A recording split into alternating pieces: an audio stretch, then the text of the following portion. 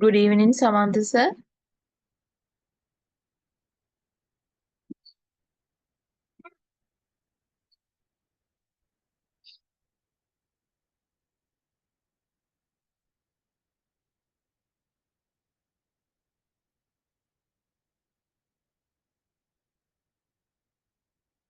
Good evening, sir.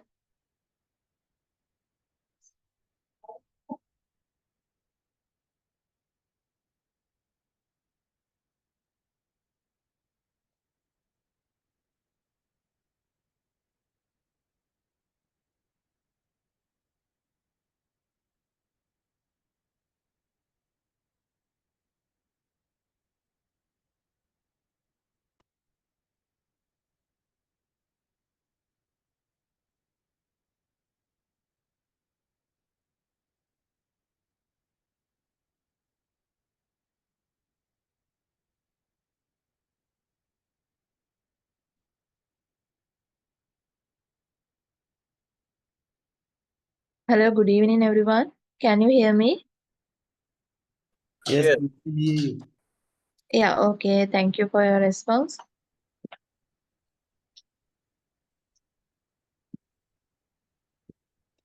Good evening, Samantha sir.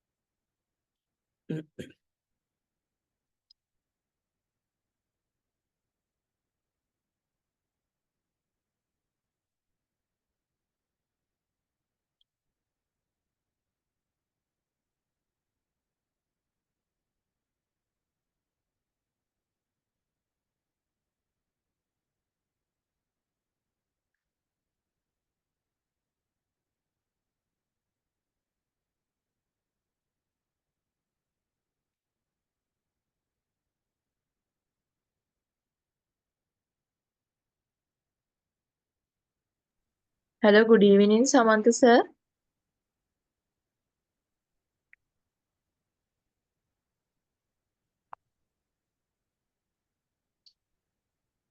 Mr. Avipriya, can you hear me?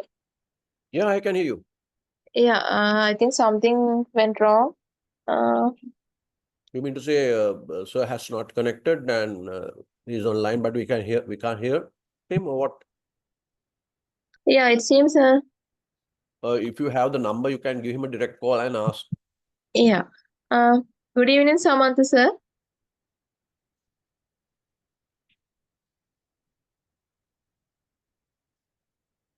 Hello. Good evening, Samantha, sir.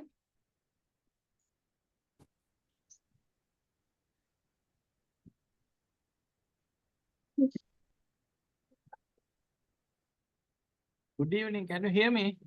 Yeah, sir. Yeah. Now I can hear you, sir. Can you hear me?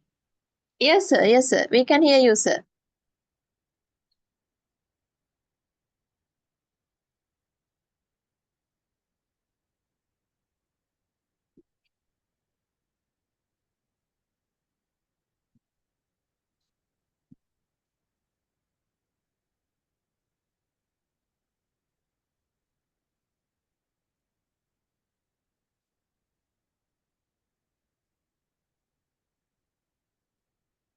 Good evening. Can you hear me? Yes, sir. We can hear you. Okay. Shall I start that lesson? Yes, sir. Yes, sir. We can start. Shall we give a few minutes to introduce about you, sir? Okay. Okay. Okay. Today's resource person is Mr. Samantha Uppananda. He is the Director General of Ministry of Finance, and he's an expert of this field. And thank you for accepting our invitation, sir. Over to you, sir. Thank you, sir. Yeah. Thank you. Okay. Good evening, everyone. So I think you can hear me. So I will share first my presentation.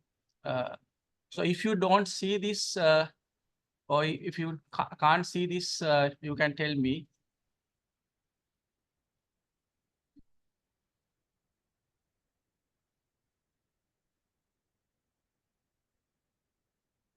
Okay. Can you see the presentation? Yes, sir. Yes, we can. Yes, sir. Is it visible to you? Yes, of course. Okay, right. Thank you. So first of all, I must thank Open University to giving me this opportunity to have a lecture for you. So this is fourth lesson for you regarding this first semester procurement planning. So today I have 5 topics regarding this is fourth lecture. Preparation under this preparation of procurement plans. First one, I will discuss with this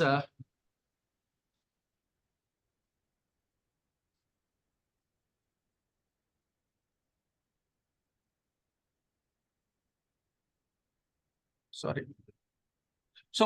So these are the 5 topics I'm going to discuss. First one is the procurement preparatory plan, then the master procurement plan, then the annual proposed procurement plan, and the detailed procurement plan, and the procurement time schedule.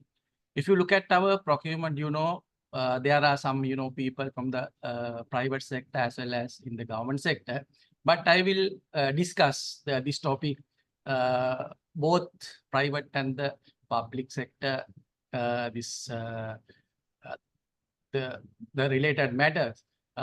So the first thing is now as far as government procurement is concerned, there are so many, discussion, and also there are so many, things happen last few years. So I think the main thing is the procurement planning is the major thing that happen to the, public procurement, because there are so many, corruption and all these things. And normally when we discuss the procurement planning, normally I'm telling this is kind of, window dressing. Some of in auditing, we discuss this, window dressing. It's a kind of, if you look outside, then it's very, very beautiful. But when you go inside, you can see there are nothing in this, inside.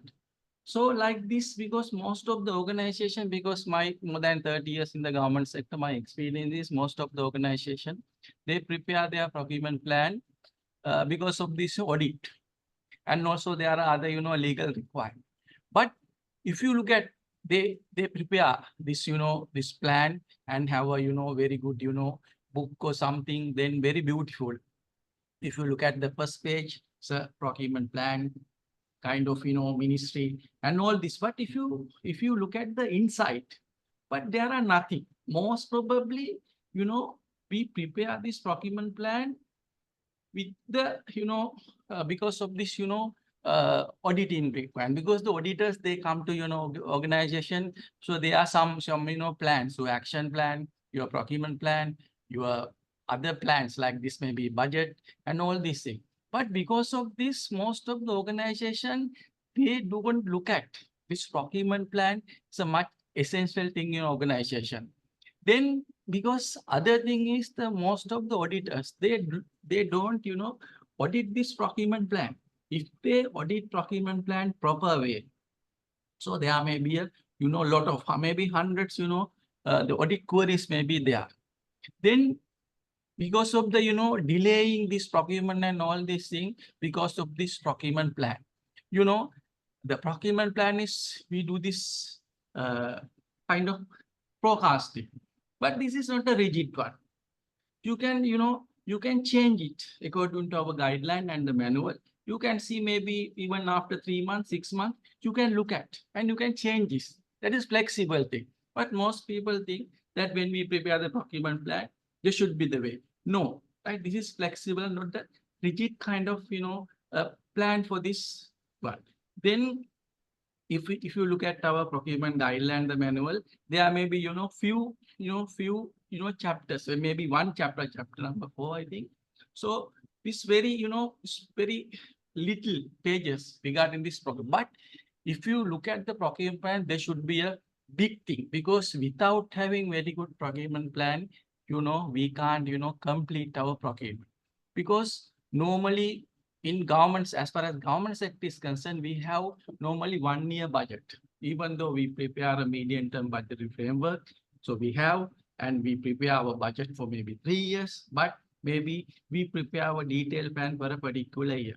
Because looking at our budgetary provisions, and even I think the private sector same, because you have 1 year, budget, then accordingly we have to prepare our this procurement plan. But the problem is, even though you prepare this procurement plan, when you start your procurement in your organization, because with my experience, I know most of these organizations, they start their procurement maybe October, November, because at the end of the year, they remember, this, we have this budgetary provision, we save a lot of, the provisions, then we try to, you implement this procurement maybe plan, but you are delayed. Then what happened? You do not follow the procurement, steps, or maybe the procedure to, purchase or the procure goods, maybe services or other things. So this what happened last year, because, we have some government organization. So you can directly go to this organization, you give an order. If you look at the budget system, our system, so there are so many, pending invoices, because we give order, but they can't provide those, products or the goods or the services. Then what happened? All are, pending thing. But, at the end of the year, 31st December, our budget is, that budgetary year is gone. Then our budget portion is also, you can't use it the next year, because we can't carry forward those budgetary provision to the next year. So this what happened in our government organization. But as far as I think the private sector is concerned, so they have to, they have to use this, maybe 1 year budget, or they have to use this budgetary provision, maybe even their budget for that particular year. Because otherwise, what will happen? So there are so many problems in this procurement, process. Then the planning is must. But normally, what I said, because with my experience, the problem is we don't prepare correct budget for the procurement plan. We prepare the procurement plan because of this, audit and some, legal requirement. Then like a kind of, it's a window dressing, because we prepare very good, very good book, very beautiful. But if you go inside, if you look at, right, what happened in the inside our, procurement plan. If you prepare a very good procurement plan and you have to, execute it the correct way, then we can have very good, there are so many, this kind of what we call this some measurements, maybe our achievement, our targets, you can achieve those targets. But most of the organization, this thing happen because you don't have, very good procurement plan. And even if you have the procurement plan, you don't, execute it plan well, because it's getting delay, and maybe most of the organizations, they start their procurement maybe September, October. Then we don't have much time to, complete. And we go for other ways, not following, procurement process. So as I start thing, just I think this is fourth lecture, what is public procurement, just to give some kind of, idea what is public procurement. So this is process by which government acquires good service or work from the external sources. So, sir, normally in government, procurement, we divide this procurement into 4 areas, goods, services other than consultancy, works, and the consultancy. So I think we use into the procurement guideline and manual developed in 2006-7 by National Procurement Agency Limited. Then now I think Procurement Commission. So they are, preparing new procurement guideline and the manual. So until that, they publish and the gazette and also get the approval from the parliament. So you have to use the 2006-7 procurement guideline, the manual, and then after that, as a department, the National Procurement Agency Limited and the Department of Public Finance. So they issue some, some supplements and a circular. So you have to look at those, this document for this public procurement. And also the goal of the practice is to ensure that the government obtain this is the key thing, best value for its money. So because we normally always discuss this good governance under this value for money, what happened to those, expenditure of the government? And while adhering the principles of always the transparency, fairness, and accountability. And also IMF, what happened last few years to Sri Lanka, and IMF came. So they always looking at this principle, transparency. All government, transactions should be transparent, because government sector, we use, public money. So we are accountable to the people because we use their money for our, public expenditure. So the transparency is must. That's what the IMF, and also we develop some kind of, IT system.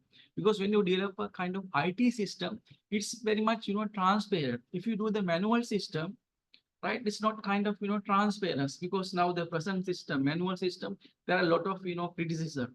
And because of there's no transparency, because when you open a tender, after that, I think no one knows what happened. So, but some people in our tech or the procurement companies, they give this information to the third party. But normally we say there's no transfer in this present system. But now the treasury, we are developing new, e-procurement system. Now some of you use this system, but now until this up to this shopping method, you can do this e-procurement system. But in future, so the IMF also say this, to develop this e-procurement system. And also the procurement law in Sri Lanka. But in Sri Lanka, we don't have procurement law. We have the gazetted this guideline and the manual. But the IMF says, so we need to have a procurement law in Sri Lanka. But maybe this year, there may be a, procurement law in Sri Lanka. But in some countries, even India, they have procurement law. If you have the law, it's very, very, powerful than, gazette kind of manual or this guideline. So the, other one is a fairness, because there are some, public, when you do the procurement, there are some principles behind this, and the transparency and the fairness and the accountability, as I said, because in this public procurement, if you look at your budget, maybe nearly 30% of your budget allocate for this public procurement. It's a huge amount. As far as the government sector is concerned, public procurement is a huge amount. So there may be nearly 30% of your normal budget. So we allocate for this, procurement. Then then we have to look at this concept when you do the public procurement. And just I want to discuss this some of the aspects of the value for money, because as a government official and even public sector, when you spend something, we need to have kind of value for this. Why we spend money? What is the final outcome of this expenditure? Maybe when you purchase something, maybe good, maybe even a kind of service. So when you spend something, so what is the value of that, this expenditure? So this under this, value for money, all this procurement, what we do the inputs, because every organization will have different processes. Then we need to give some, input to run this process. Then what we do in the procurement is we give the inputs to the process. And even, we don't consider this human resources, even the giving a human resources, recruiting a people, officers to the organization is a kind of, procurement. That is the input to run the process. And also we need services and the good services and everything to run the process. That's what we do in the procurement. If you don't do this, procurement, the input correct way, in in good quality, in time, what happened to your process? When the process run, then you have your output and the outcome. If you look at this output and the difference between output and, as well as government is concerned, we don't care the output. We always look at the outcome, because we need to achieve outcome. If you need to achieve this outcome, we need very good, input, right? In an efficient manner and the effective way, and also in economically, all this, the inputs. And also we have very good process. And finally, so we have the outcome. So what is the difference between output and outcome? Because as a government officials and even private sector, so we have to know what is the difference between these things. Because output, when we look at the output, this is kind of, this is actually a quantitative thing. At the end of the day, you can say, I have signed this much of check, and I have checked this much of, files, right? Because, you can, at the end of the day, you can take in quantitative, how much? But the problem is, what is the quality of that, the output? Some people may ask, okay, what is the, quality of your, output? Because even though I check maybe 100 files, maybe assign 100 checks, are there any errors, right? So then we have to look at the outcome, not the output. What is the outcome? Outcome includes both output and the quality. Then this is kind of, the quantity plus quality. Then what is the quality of, signing, maybe checking this much of thing? So always we look at the outcome. Then all your organization, you have different processes. Then to run those processes, you need what? The input. The input in the way of, the procurement system, procurement process. So we have to give to the organization. And also the organization, when you have very good, quality inputs, then our process is very good, very efficient. Then, final outcome, right? And the quantity-wise, quality-wise, it's good. Because to measure this output and the outcome, most of the organization, so we have, some criteria to develop. We need to develop some criteria. So KPI, key performance indicators. Normally, most of the occasion, to measure the quality is a problem, government sector. Even, human process, the defining what is the quality. It depends on the, people's, mind. Some people say this is quality product, then some person say, no, this is not a quality product. But how to measure this, quality? Because of all this procurement, ultimate objective is to measure this, what is the outcome. Because most of the people, they criticize our process. And also maybe even when you purchase something and give it to officer, he might criticize you. This is not good quality. I can't use this. Even, small pen. I think some of you have this good experience. I can't, write using this pen. there are so many criticism, right? How many, how much you take for this, this procurement, maybe in a way of bribing and all these things. But we need to give kind of, the quality of this, the final or the outcome. Then when we look at this value for money concept, this is kind of the traditionally we discuss, this is 3 E's concept. So the economy, efficiency, and the effectiveness. So this is the traditional way of, looking at this value for money. So normally the economy directly, relate to the input, right? So normally, most of the people in the government sector, even these tech members, procurement companies, they are having the problem of having, when you have the tender or maybe procurement. So whether we go for the lowest one, because normally I ask the question, if you purchase something, you go for the lowest one, right?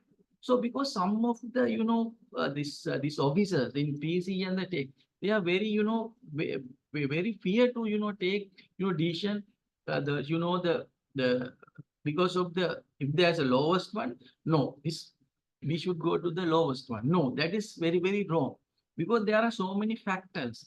When you select the price, there are so many factors you have to look at. Then we call it best price. So not the lowest, but we call the best price. The best price depends on the so many, based on the so many factors. So you have to look. Then the input always in the economy, the best price. When you purchase the best in input, quality, and everything. I think some of you involved in the procurement process, you have some experience when you prepare even bidding document. The bidding document should be in the quality, because even though if we have there are a lot of things in the, this, what you call the bidding document. One of the main reason our bidding process is failed because of this, planning and the, preparation of bidding document. So then the process should be efficient. So the efficiency directly related to a process. Why? Because if we have very good, input to the system, you can run your process very smoothly, right? Very efficiently. Then the efficiency related to the process. And then the finally outcome related to the effectiveness. If your process is efficient, your outcome is very effective. So normally some of the organization, even most of the government, they provide services. When someone come to you, when we discuss, if the person, we don't know whether the person is satisfied or not, because sometimes some people you can give some by using some words you can satisfy those people, but some people you can't satisfy. This is the problem. Then because of this, process should be very efficient. Then this output and the outcome should be very effective. Then now we discuss another, or maybe 6 or 7 E's under this value for money. One is the environment. This is the, now new trend in this, the procurement. If you look at this Europe countries, now they have the new concept, green procurement, or maybe we call sustainable procurement. Because when you purchase something, there are so many, this environment hazard thing, especially if you look at the IT kind of, procurement for the goods, there are so many, environment hazard. When you purchase something, right, when you manufacture, there are a lot of, environment, and when you use it, there are a lot of, environment. And also, if you dispose it, this is the big problem even in Sri Lanka. Maybe, lot of, IT equipment, how we dispose it, because lot of, environment damage happen. Then in some of these countries, especially in Europe countries and also some developed countries, they have in the procurement process, so they give some value to this environment factors. If this product is, environment kind of, saving thing happen, then so we can go. But in Sri Lanka, still we don't discuss this, environment kind of thing, because there are so many, eco products, even in Sri Lanka. But, the Europe, they develop some we call the eco label. Some of your laptops, you are having that kind of, this energy star, that this blue, the star, that the sticker in your laptop, that is one of the, eco label developed in Europe countries. There are so many, more than 1,500 eco labels developed. If any kind of product having this eco label, the people knows that this, this some kind of, saving to the environment. Then this is now even, Sri Lanka, we have to discuss this, sustainable or maybe green procurement concept. And other one is, equity, should be fairness, right? So we should treat all these things to the equal way. That is another, a concept. And also, other one is ethic. That is another one. Even in our procurement guideline, there are 4 types of, ethic discussed in our guideline. The one is, this is a thing is, confidentiality, especially in when you work in the procurement tech and the procurement committees, you have to sign that declaration, because you don't tell these, most of these, the businesses, these companies, these are the secret things. So you have that responsibility. You have to keep that confidential. That's what you sign that declaration. You're in your first meeting to sign that declaration. So the format is there. Then that is kind of, thing. You have to keep that confidentiality. And conflict of this is another big, the problem in the government, sector. And also no corruption, no bribes. So those are the ethics. Even we discuss in the procurement guideline, and also this come under the value for money. Even the, when you work in the PCs and, tech, so there are so many, these people who try to, influence you. Then normally some people, they get the bribe and all these things. Then what happened? And also this other concept, conflict of interest. So those are the, the under the value for money. So we have now maybe 6 E's, so maybe some people discuss maybe 7 E's. So try to understand, because just I mentioned because of this, public procurement. So you have to look at this value for money concept.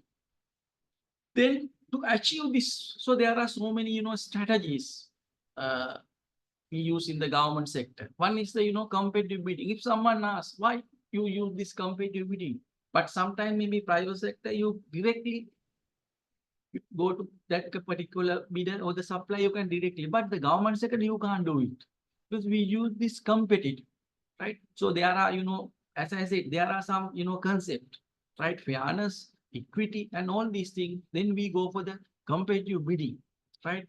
Then in our guideline manual, so how to you can do this competitive bidding. And also other one is cost benefit. I will discuss when you plan it, right? You have to look at this cost benefit analysis, the cost and benefit of different options to identify the most cost effective solution.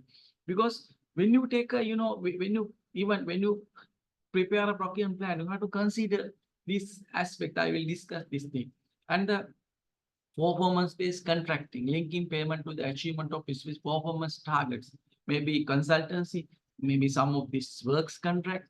So we have this performance-based contract, because looking at their, performance targets, milestone, then we pay and, we accept their contracts. And also other one, very, this what you call the concept is a life cycle costing method, considering total cost. Because normally now when you do this bid evaluation, and even when you prepare a bidding document, definitely you have to go with this life cycle costing method. Because normally what to do, we look at only the initial cost or maybe capital cost, right? We take a decision. But what happened, right? When we go for the maintenance agreement, right? There are so many, after purchasing the product, then we have to use that product maybe 5 years, even maybe 10 years, right? During that period, we have to incur, big cost than sometimes maybe initial cost. Then normally most of those, we don't look at this life cycle costing method, but definitely you have to look at the life cycle, not only the initial cost, but also, the maintenance and also other costs involved in this, running this, the product to this their, useful life. Then, so there are so many, the method we can use, net present value method. So there are some, methods we can use in this public procurement, using this life cycle costing. And also other one is auditing and monitoring. That is another in Sri Lanka, I must say, So most of the auditors, they don't know how to audit this procurement process. That is another, this what we call this disadvantage or difficulty in this public procurement, because the auditor should, audit this total procurement process. Otherwise, what happened? They just look at, invoice and the payment side. But if they, audit from the, beginning, maybe procurement plan to maybe, the until the end of this, project, maybe we call this procurement, administration. But most of the auditors, they don't look at this whole process. This is another, disadvantage in the public procurement. Then this, by focusing on the value for money, government can ensure that their resources are used wisely and that they are able to deliver the best possible service to their citizens. That is what we need to, give that to our final outcome as to the, citizens in this country. And this, I think, maybe 3 or 6 hour lecture, but I just give this 5 hours of procurement. These pillars or maybe aims of the public procurement or maybe a procurement. This 5 hours mean right price, right quality, right quantity, right time and place, right method. Because I'm not going to discuss this in detail, but you should keep in mind this thing, because this is the pillars of this public procurement or the procurement or maybe aims of the procurement. Because when you analyze, maybe even when you prepare your procurement plan, when you, prepare your bidding document, when you, analyze or maybe you evaluate your bid, when you take a decision, you look at these aspects. What is the right price? That is the key thing, because we evaluate the price and also what is the right quality. Because this is the big problem in the government sector. The measuring quality is a very difficult thing, because as I said, the qualities maybe sometimes maybe in the people's mind, because one person says this is quality thing, but other person says same thing, then this is not quality. But we need to develop, quality criteria when you do the procurement. So how to define it? The word is, you remember this one, this price is what I said, best price.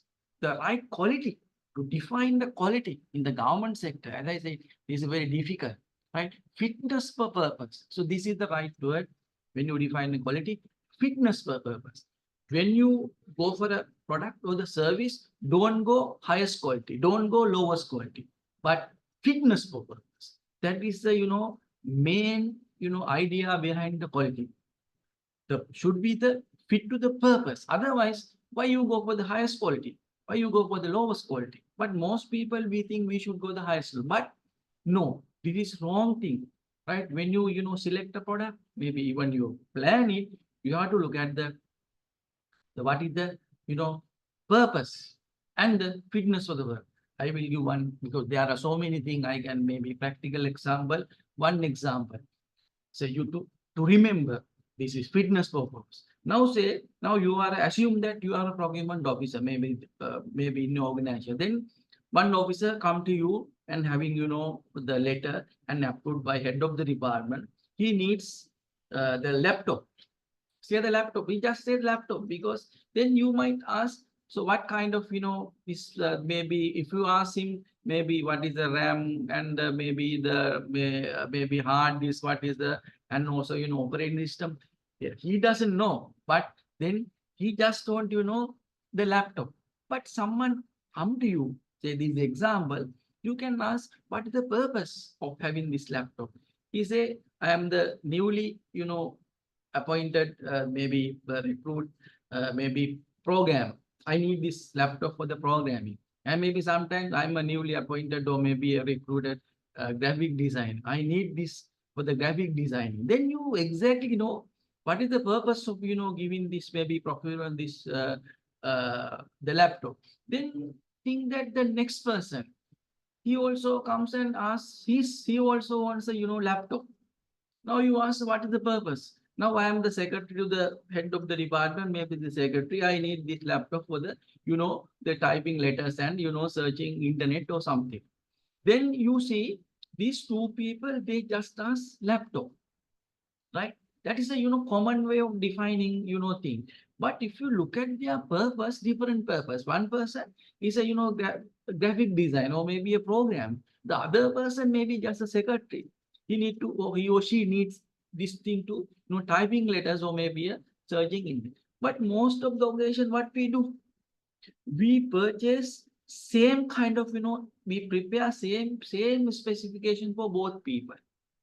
Normally in our organization, we have the high-end and low-end computers. Normally high-end computers, maybe this processor speed, RAM and very high, maybe 5 lakhs or 6 lakhs something. Maybe other one may be low-end compute, maybe RAM and also no need for maybe higher RAM and also hard disk capacity, maybe processor speed. Maybe we can purchase now maybe 300,000 rupees or something. But if you purchase maybe 300, maybe low-end computers, laptops for these two people, what will happen? Right? Do we achieve that, fitness for the purpose? But what happened when you purchase it for and give it to them, then the secretary, no problem. He or she can, use that. But the, graphic designer, maybe program, he can't use this, product. Right? When you send this, when you procure, what happened? Right? Then if you look at the other way, if you purchase maybe high-end company, maybe maybe 5 lakhs or 6 lakhs or something, then what happened? Right? Both people, they don't matter because the graphic designer, he can do graphic on the program, he can do the program, and also that secretary, no problem, or he or she can do. But what happened? Right? You spend more than more 300 thousand rupees for this unnecessary thing. Right? Because we don't look at the fitness for purpose. Then you have to definitely, when you plan it, you have to differentiate. That is, I think, you might discuss this need assessment. Right? When you analyze this, look at the purpose. That is the measuring quality, fitness for purpose. There are so many examples, but I don't give this because the time is factor. Then the right quantity. There's another thing, right? When you purchase something, how do you decide the right quantity? I will give some example using this traditional. If you have the time, I will discuss some of the traditional, the methods or theories used in this procurement planning, right? To have a right quantity in your organization, because most of the occasions someone comes to you, you have the some goods or something, then we don't have that one. Then you need to purchase. It will take maybe another month. Then there are so many problems with this the don't having right. But if you keep less, it's a problem. Then if you keep more, it is a problem. Then you have to decide what is the right quantity.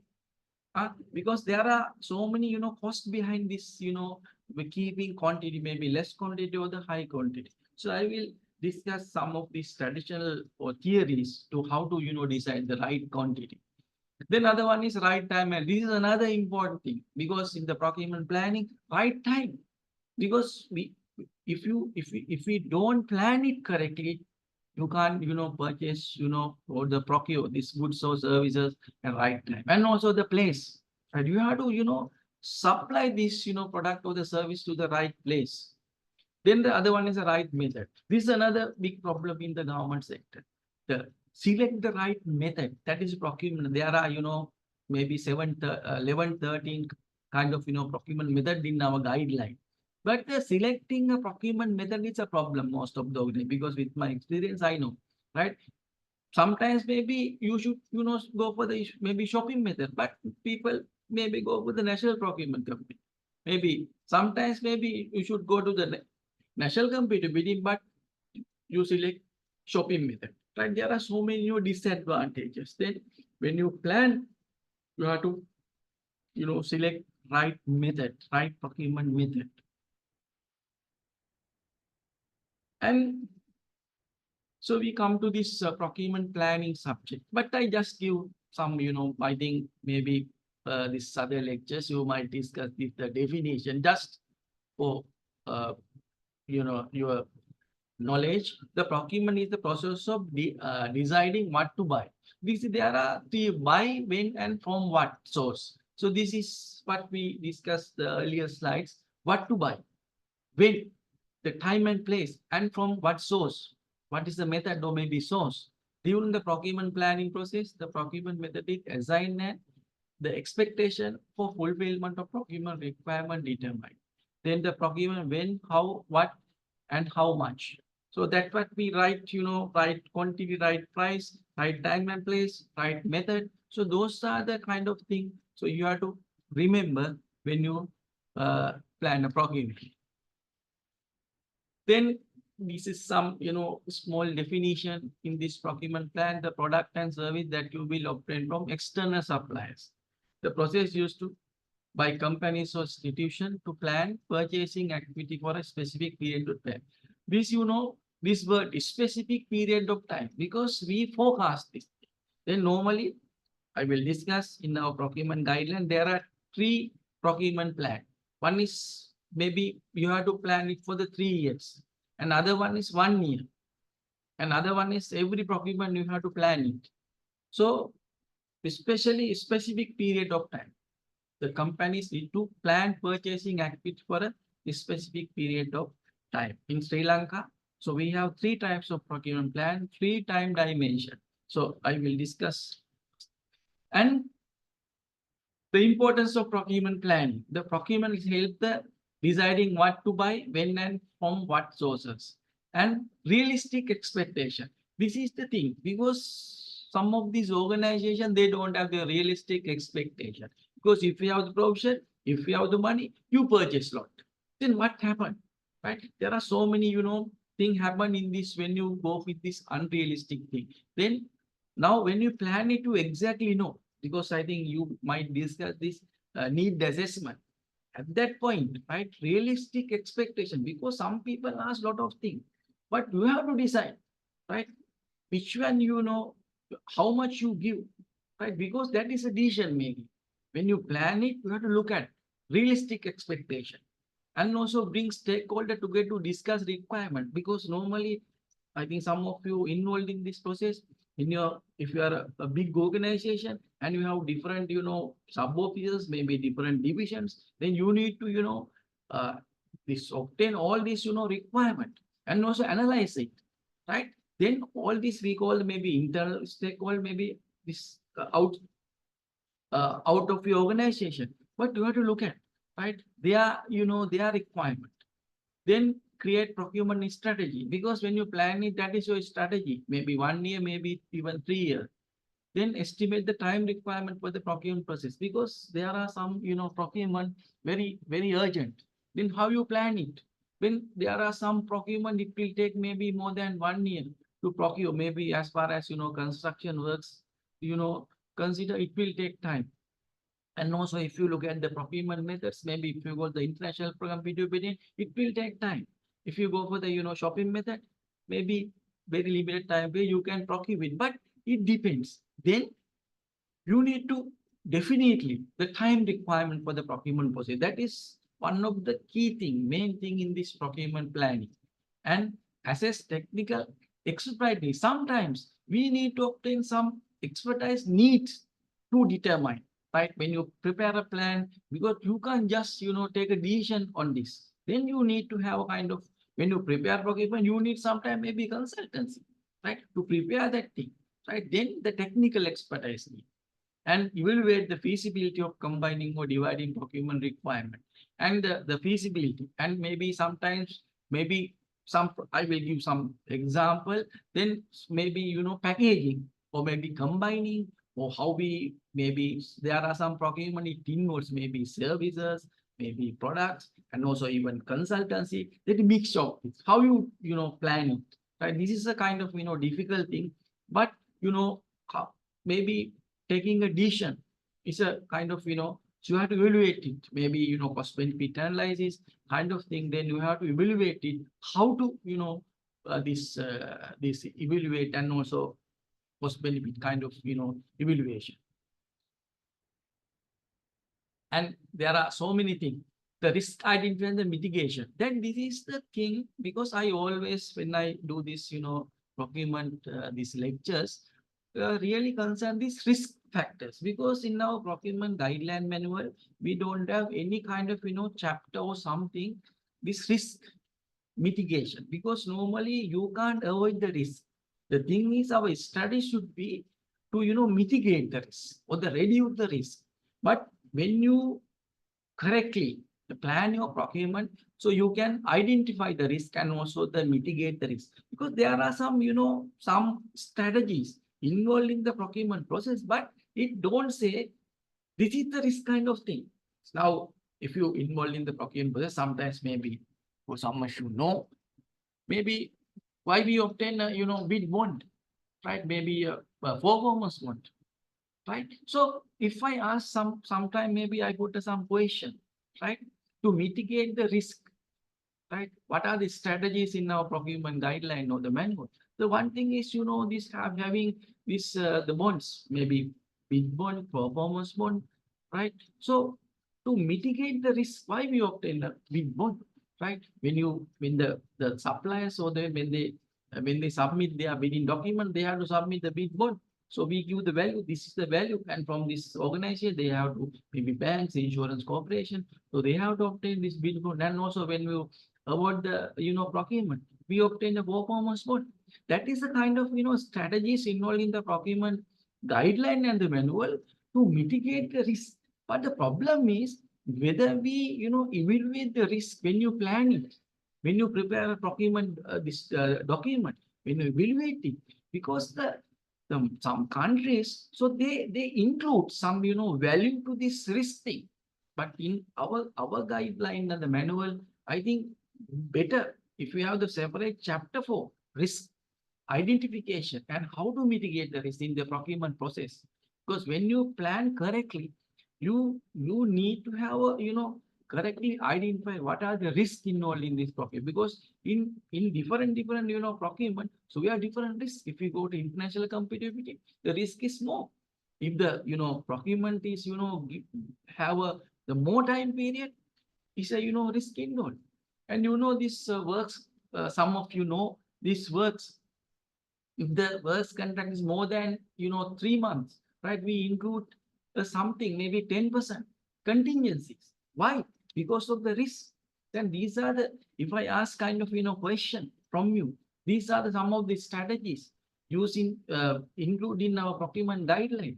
Worst contract, if the contract is more than 3 months, then we include contingency. Why? Because of the risk, maybe price escalation, maybe change, it happened. Maybe, this what happened last 2 years. Some of the, this our the currency rate, right? Most of the supply, they can't supply because of the, the dollar value, right? So there have a lot of things happen, right? So this is kind of risk. So we have to, when you, when you even, supply side, they look at the risk. Maybe, if we go for the ICB or even this national competitive bidding, if they import, the goods, the other country, they look at the, what is the, change in this, this interest, what you call this, the foreign currency rate, and even sometimes maybe interest rate. So that is the key thing to look at when you plan it, risk identification. And because we can't avoid total risk, but what are your strategies to mitigate, those risks? And other one is the budgeting and the financial planning.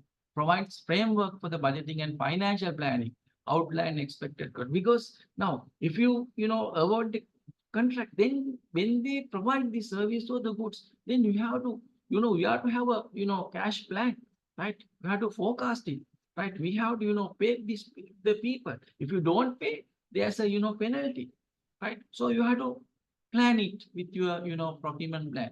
And communication and stakeholder engagement serves as a communication tool, ensuring all are aware of the procurement act, their roles, because all people should know what happened. Otherwise, they criticize you. Most organizations, the procurement division, the people they criticize, right? So you need to have kind of, communication when you plan it. Then strategic sourcing opportunities, identify opportunities for the strategic sources such as long-term contract for a partnerships. Then performance evaluation. This is another kind of thing. When you have a plan, right, you have a kind of, performance evaluation. Can be evaluate performance by comparing actual outcome with the plan, which I will show. this even our, this procurement, this, what you call template even, right? So we can, have a kind of, evaluation, right? When you plan it, right? This is a plan, but this is actual, right? Then you need to, change it. So there are, thing you have to consider this thing. And continuous improvement provides a basis for continuous improvement by capturing lesson learned from the past procurement. Because now when you plan it, most of us, we use, past information, right? Maybe even when you procure goods, sometimes maybe, right, what is the, consumption last year, maybe 2 years, 3 years. Because mostly in our organization, we don't have kind of, very good database, right? If this, procurement finish today, maybe tomorrow you can't find that, file in your organization.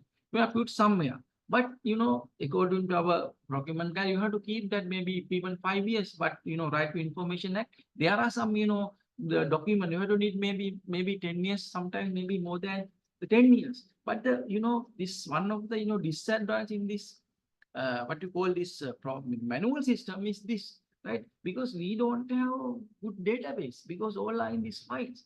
But if we have kind of IT system, but say the e-procurement system, because I have some experience with some of these countries, right? So they have maybe even 10 years, database. So even maybe they can, evaluate the suppliers and all these things, because when you plan it, you can look at maybe past 5 years, maybe even 10 years data. Then it's a very, very, very useful, future forecasting. And when you plan it, right? But with this, IT system, that's what, right? We need to develop kind of, this e-procurement system, IT system, even, right? If you use this manual system, so you have kind of, IT, maybe even some, very, very simple database, maybe using Access or even, the Excel. So you can have kind of, database. Then when you plan it, it's a very, very useful for you to take those, information, data for your future forecast. So try to, maybe some people, they have very good, information with them, but most of the organization, we don't have, past information. That is very, very, very, very, very essential for your maybe future plan. When you plan it, you need to have a kind of, or maybe past data, right? If you can, develop a kind of, good system, even now when we develop this e-procurement system, all these organizations can share this organization and also history of this, suppliers and all this information, right? So we have, even now, we can't, find out the blacklisted suppliers. Where is the database? Can we, obtain this blacklisted suppliers name of the list, right? It's very difficult.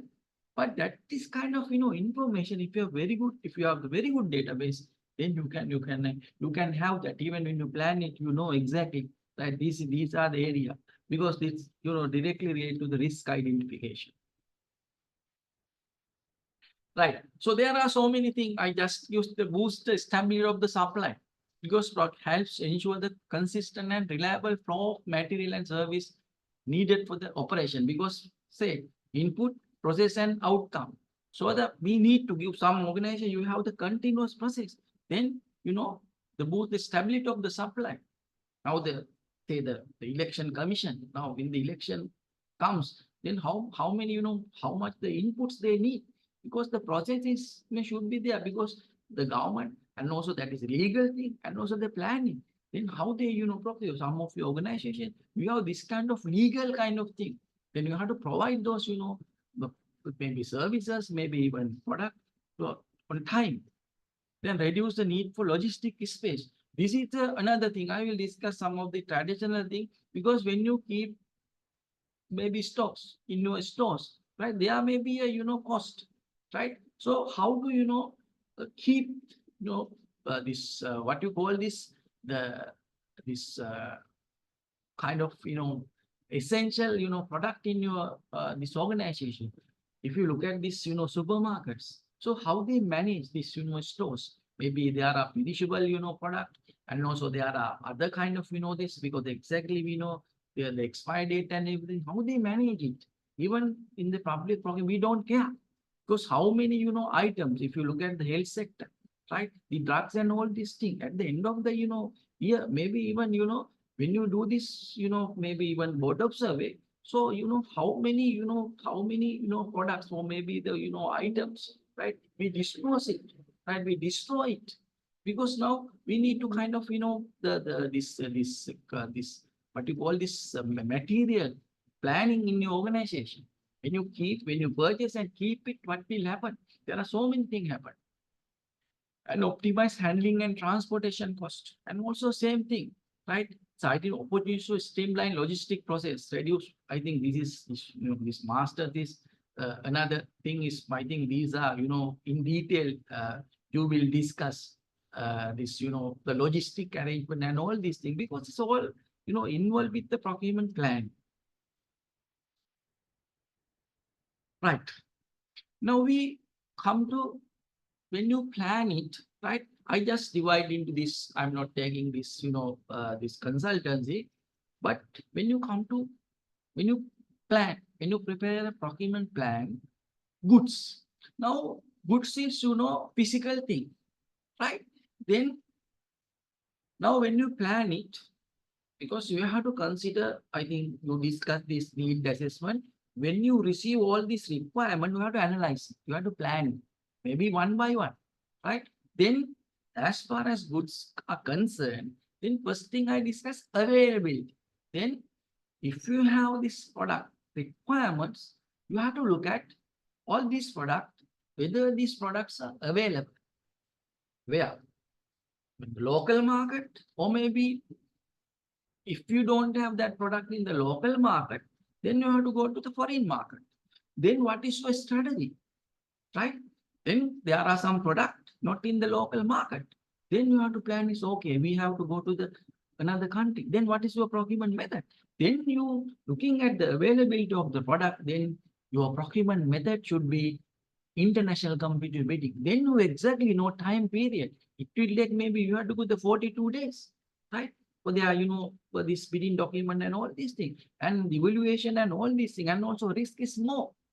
Then exactly look at one by one whether it's available or not. And also, there are some products, maybe even sometimes, maybe even perishable product, right? Maybe, these vegetables and some of these maybe hospitals and maybe some organizations, you need that to procure. But some that is seasonal. Then you have to look at whether this product is seasonal or not, right? In this time period, whether it's available or not in the market. And also, price, fluctuation. Some, this maybe even, this what you call this onion, maybe even because now the hospitals and all these things, they procure, a lot. Then how you, manage it, how you plan it.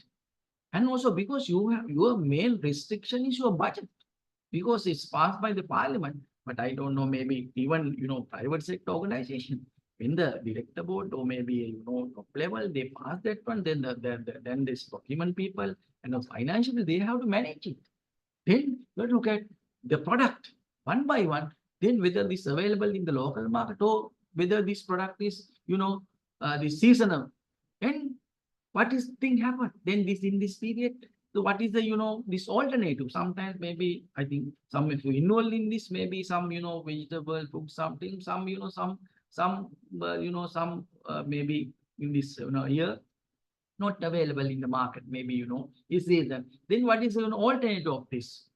Right? Then sometimes in our procurement, when you prepare a bidding document, you have to mention for this, what is the alternative? Then they have to mention, supply mention, okay, if you don't have this, maybe vegetable or maybe fruit or something, then this is, what is this solid or maybe alternative this kind. Then this is very much, very, very, concerning thing to look at the whether this product is available in the market. Even if you look at the services, some services you can provide from the, local market. Then you have to go to the another fund, maybe even some works contracts, huge, this turnkey kind of, contract. You can't find out that one. This it's also related to the capacity also. Then the availability. Then you have to look at this product one by one, when take the whether it's available in the local market or whether it's seasonal or not. Then what is the price variation? What is the risk involved in? What is the method you are going to, apply? Because all you have to mention in the procurement plan. Then the second thing is a quality. Then you see, as far as goods are concerned, how you measure the quality? Then with the quality, so you need to take some, decisions, right? Sometimes even if you go for the shopping method, how you measure the quality? If you go for the, national competitivity, how to measure the quality, right? So some of the product they have, in different type of, quality. Now, say the quality, we have this, we call off the shelf. Off the shelf, you just go to the market, you can purchase that kind of, product. Then the measuring quality is because already it's manufactured. Then like, when you want to, maybe purchase a shirt, you have two options. One, you go to the shop, you directly, maybe you can, take that shirt. And also you can go to the tailor and give you a specification, everything, according to, this, everything exactly fit. But if you go to the shop, when you purchase from that, sometimes maybe you are, some features not there, what you like, but then you have to go for this, but like this, right? So the goods, you have to look at the how you have the kind of, quality, the maybe medicine, right? Kind of thing, right? So there may be expire period, and sometimes maybe it will take, the quality kind of, thing. So you have to look at the quality when you plan it in this product. And goods, other one is the price levels. In mostly in our in Sri Lanka, we have, oligopoly market, but there are some product, some especially we call that this kind of, software market. It's a monopolistic market. But the price, if you look at these markets, right, and it's also this relate to the competition, also the price levels, and also when we discuss this availability, and this sometimes maybe price level, volatile, maybe, change. Maybe January is a maybe huge, difference, maybe May, maybe October. Then you have to manage it. What is the price level? Whether it's a huge competition. When there's a huge competition, prices are coming down. But the monopoly, you have to pay whatever this, monopoly that this manufacturer or the supplier says. And also, this, what you call this, the other one, the oligopoly, the same, right? This, because we have only few, suppliers of the manufacturer, they decide the higher price, because one increase the price, then second one is following, right? So then you have to look at you have to need to have a kind of, knowledge when you plan it, price level of this product, right? So otherwise, what happened, right? So because of your budget, if you don't have kind of understanding of this price level, because I think you discuss maybe the cost estimate, the preparation of cost estimate, right? You have to need, because maybe even past information you have to take, because this kind of some of this product, right? You can analyze maybe our census and statistics department, Central Bank of Sri Lanka, there are a lot of information available, but most of the officers, we don't use those information, but definitely you can use those because of this internet and those things, right? It's very, very easy to, take those some of the price levels, because when you go to the internet, and also there are so many, sources available to look at some products, maybe prices are very high, but some product may be volatile, maybe, seasonal is very, then because this directly relate to with your budget and all these things, then you have to look at the price levels of this product. And also capacity, the capacity of the supply, right? Whether this kind of product can supply the local market, or maybe local supply, or maybe if you don't have that, capacity, then you have to go to the international market. Maybe some of the, some very, this kind of very, what you call complex, maybe product, maybe even IT product, right? So our in Sri Lankan people for the supply, they don't have that. Then you have to measure whether this product, right, the suppliers have a kind of capacity to provide, right? So if you don't have the in Sri Lankan our market, then you have to plan it. Okay, it will take time and the risk, and also you have to go to the international computer. It will take time, right? Then you have to look at that one also, because this is very much needful thing, looking at the capacity of the suppliers, and also the competition, right? But I said this according to the price level, the competition in mostly in Sri Lanka we have this oligopolistic market, and also there are some software market, mostly the monopolistic market. Then if there's a competition, the prices coming down, then we have very good competition, then so the price might, coming down. Then you have to look at this thing also. And another aspect is urgent, because in our procurement plan even, we tick or we check whether this procurement is urgent or not. That is another key thing. When you analyze it, when you do this need assessment, need analysis, then look at every product, whether it is urgent or not, right? If the product is urgent, what is your strategy, right? Time period, procurement method, and all these things. So you have to look at what, the urgent, and also what is the urgent time period and all these things. There are something happen, maybe urgent, but not that, right? Maybe, some flood and all these things, some of the organizations, they have to provide, So we have procurement method for this. But this is the urgency, sir. When you plan it, you have to look at when you obtain all this requirement, right? Maybe a kind of, some products may be very urgent, right? Then how you plan it? Then thing is, risk. This is the thing. I am very, very concerned regarding in our procurement process, the risk. We don't care the risk, but look at the risk. If something happen now, in this Middle East area, now this, Israel and all these things. If something happen there, if the big war, what will happen? What is the risk of, risk of this thing? But we have to plan it, right? When your organization, because you have the different, requirement, different organization, but you have to analyze what kind of risk. If you don't receive these goods, right, then what is the risk of, thing? And also when you give that, select, maybe you select a supplier, then if the supplier, supplier doesn't, provide for the supply those goods, what is the risk? Maybe if the price is increased, but last May 2022, something what happened to the this our foreign currency, our rate, and also maybe even market interest rate maybe, right? So there are so many risks involved. Then you have to look at, right?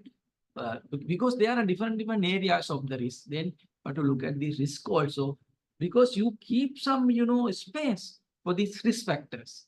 Because sometimes maybe there's maybe a very less risk, but there are some product goods big risk, right? Then the type, because this is the thing in the goods contract, most of people don't know what is the type, right? Because now if you, as far as works is concerned, types, right? Because measure and pay, lump sum. There are 7 kind of type of this words. Measure and pay, that's the most common one, and also lump sum, right? So there are this type of procurement works. And goods, what are the type? So there are maybe more than 20 types of this supply. So example, now you want to purchase 100 laptops for your organization. May you write, okay, supply of 100 numbers of branded laptops. Is it correct or wrong? Because that is that we have to exactly identify what is the type we need to, because we exactly know the product, 100, maybe desktop, maybe laptops, right? But if you say the supply of 100 desktop or laptops, see what happened when the supplier, procure it and keep in a doorstep and they go tata bye. But you say no, and come and this you should install it, and there are so many things, this maybe networking and everything. But then you have to correctly tell them what is the time. Then what we say, right? Supply, delivery, installation, commissioning, right? If you need kind of maintenance of 100 numbers of branded desktop for the laptops. So those are the types. If you look at some of this, equipment, maybe mostly, the IT kind of product, not only, supply and delivery, but there are so many things, installation, commissioning, and the testing, training, there are a lot of things. Then you have to exactly when you plan it, you have to put the total, these wordings, right? Supply, delivery, installing, commissioning, maybe testing, right? There are so many, words you have to, then exactly you have to one by one item. There are some product and goods, no problem, supply and delivery, it's enough, then we can manage it. But there are some, goods, then you have to correctly identify. So what are the products? We need to have maybe installing, commissioning, training. Then you have to correctly mention the time, right? There are so many types in this as far as goods are concerned. There are so many types, right? Then final estimated cost, right? So this is kind of, this all these, other factors directly, relate to this estimate cost, because the main restriction is in the government sector, our budget. Then because first you have to, have a kind of, before preparing your, annual budget, you have to decide, right, how much we need for these goods and services and all these things, right? But normally, after, approving budget for the parliament, then we prepare our procurement plan. But definitely. So you need to have a kind of, estimate code. And I think you may have separate, lecture for this, how to prepare a cost estimate and estimated cost. They directly relate. This is kind of, risk also involved in this, the escalation, maybe the, increase of, prices. Maybe there are so many things, involved in this estimated cost, right? So the product normally, when we, availability and also price level and competition, if you look at those factors, then looking at those factors, so you can have an estimate. But sometimes people, if I say this, okay, cost, maybe they give, big margin for this. Maybe sometimes, maybe in the market, maybe 100 rupees, they give me 150 rupees. But what happened, right? We can't do that, right? Because this is actually a kind of risk. And also, if we have the, all or the archive information, so you can have very good, cost, you can prepare a very good cost estimate. Because when you prepare a procurement plan, then you have to, mention what is the cost. Then those are the some of the factors when you prepare a procurement plan for the goods. Then next we look at works. So there are a few factors. I start with the estimated cost. Why? What is the difference between the preparing estimated cost for the works and the goods? Because normally works contracts is a longer period, right? That's what I say. Normally, if the works contract is more than 3 months, then we will have a separate, margin for this, this what is called actually a risk. Then it's a very difficult thing if the, time period is, it long, then the preparing a cost estimate is, very, very difficult. But if you have the experience, if you look at this, this bill of quantity, BOQ, right? So normally engineer, maybe technical officer prepare this, cost estimate, right? They have to look at the lot of, factors for this. Especially for the works contracts, preparation of, cost is very, very difficult thing. But that's why we have some, margin for the risk, right? Contingencies, right? So you have to look at, right, this one. When you have works contracts, right, you have to look at, right, the works contracts. What is the, what is the time period? If the time period is more than one year, it's difficult. Maybe sometimes it will be 2 years, 3 years even, right? Some big projects. Then prevailing conditions. And also the works condition, it's mostly depend on the prevailing condition of the country, right? This directly sometimes may be related to the geographical location. Because sometimes, when you start maybe a kind of, works, construction works, for example, say, now we have now this monsoon. Maybe we have this, rainy period, maybe, end of, April to maybe end of July, maybe beginning of the August. And also again, we have maybe October, November, December, maybe even up to January. But in this period, all are changed. But look at this also, right? Condition. Where are you going to, reconstruct this, maybe building or maybe kind of maybe one road, right? Because this is kind of risk. in this rainy period, you can't, work in this. You have to plan it. Because looking at the past weather condition, but sometimes some people argue that now we can't predict anything because of now all the change. But just you have to look at, right, what is the prevalent condition of the, and also not only this one, and the market condition also. Because now this construction was last few years, the cement, right, prices, what happened to those prices, right? So the condition may be even market, because there is a long time period, contracts, maybe works contracts, then the prevalent condition in the market, maybe weather condition, and all these you have to consider. Then you can you exactly know where you are going to build this building, or maybe even road, or maybe other kind of building kind of thing. Then the outside, then you have to look at, right, what are the condition, right, and the time period, and also you have to look at the all this risk area. And other one is a geographical location also. That is another kind of thing. In Sri Lanka, if you going to build maybe your organization, maybe a building in the maybe sea area, right? Now there are some even legal restrictions are there. Maybe from the cost from this to how much that, and also you have to look at that. Okay, this is coastal area. So what kind of this location, and also if you go to the hill country, there are some legal kind of thing also, right? And there are so many factors you have to looking at the geographical location, where you are going to this build, or this kind of works contract. Then you exactly know, right? Then accordingly you have to plan it, the time period, and also there are so many factors you have to look at. Then the expected competition. Now in Sri Lanka, in this works contracts, not like goods market, but some some construction we don't have, maybe even we have one or two, maybe even three constructors, maybe this kind of these suppliers.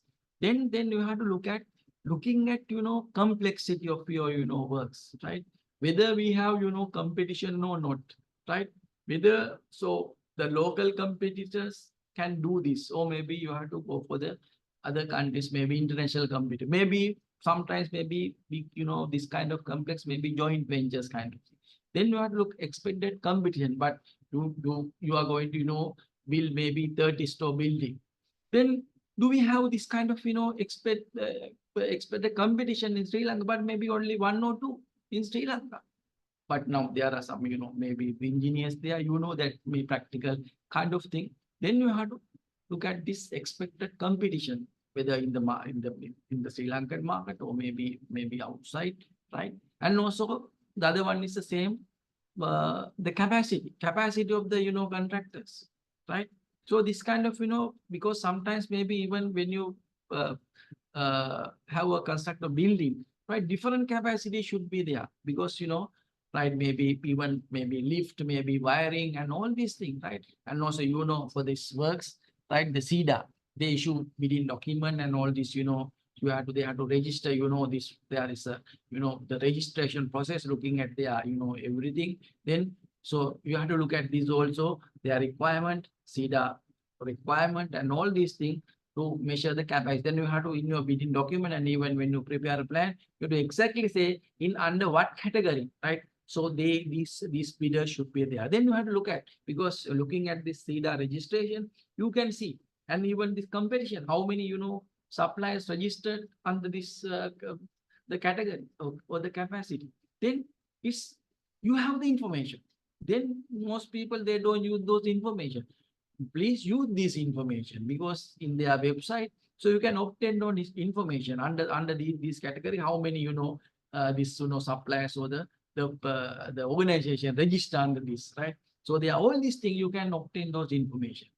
And also the completion date, that is another thing, right? Whether maybe 1 year, maybe say now when you plan maybe next year 2025, now when you prepare a procurement plan, then when you have to look at, right, when you going to start this bidding process, right? Whether it's national competitive bidding or the international competitive bidding.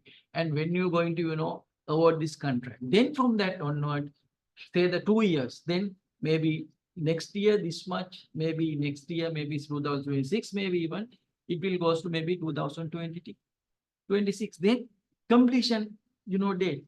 Then, it's a big risk involved. If the, completion date is, very, the far away, then you have to look at, okay, so how you plan it, right? So those are some of the factors you have to, consider in this, the works when you plan. Right. So third one is services. Now this is the difficult thing than other two, because this involve directly mostly people. It's a very, very difficult and complex thing in the procurement, because this is my experience, right? When you look at these services, right? The other than works and the goods, services are very difficult. When you do these masters, right? The services, when you say the services other than consultancy, because consultancy is a kind of service, but we have to separate it from the consultancy. Then you have to define, right, whether these services are not consult service or consultancy service, right? So in our procurement guideline, there's separate guideline for this, consultancy. So the services other than the consultants. Now, for example, very, very, very popular one is, cleaning service and the security services, and maybe even transport and kind of, services we have. But the problem is these services mostly involve the people. Now, some of you have the experience, this cleaning service, security services. There are a lot of, problem created to the organization. And also when you, manage it, maybe payment, and even you bidding document, you prepare bidding document, and also evaluate it. It's a very, very difficult thing. And also a lot of labor laws directly involve these services also, because when you prepare us even bidding document or the planning, you have to very, very careful, because this is the difficult one, right? So if you look at the nature of these services, maybe you have to correctly identify the nature of the services, because otherwise, right, you can't, what we discuss, you can't, achieve, your outcome, because it's very difficult. Now say this cleaning services, right? When you plan it, what kind of, cleaning services you need? So normally in the, as far as cleaning service is concerned, right, we can divide into this cleaning service the two parts. One is a labor part, other one is a material, right? Then you have to decide when you plan it, whether we go for the both in this procurement, right? What?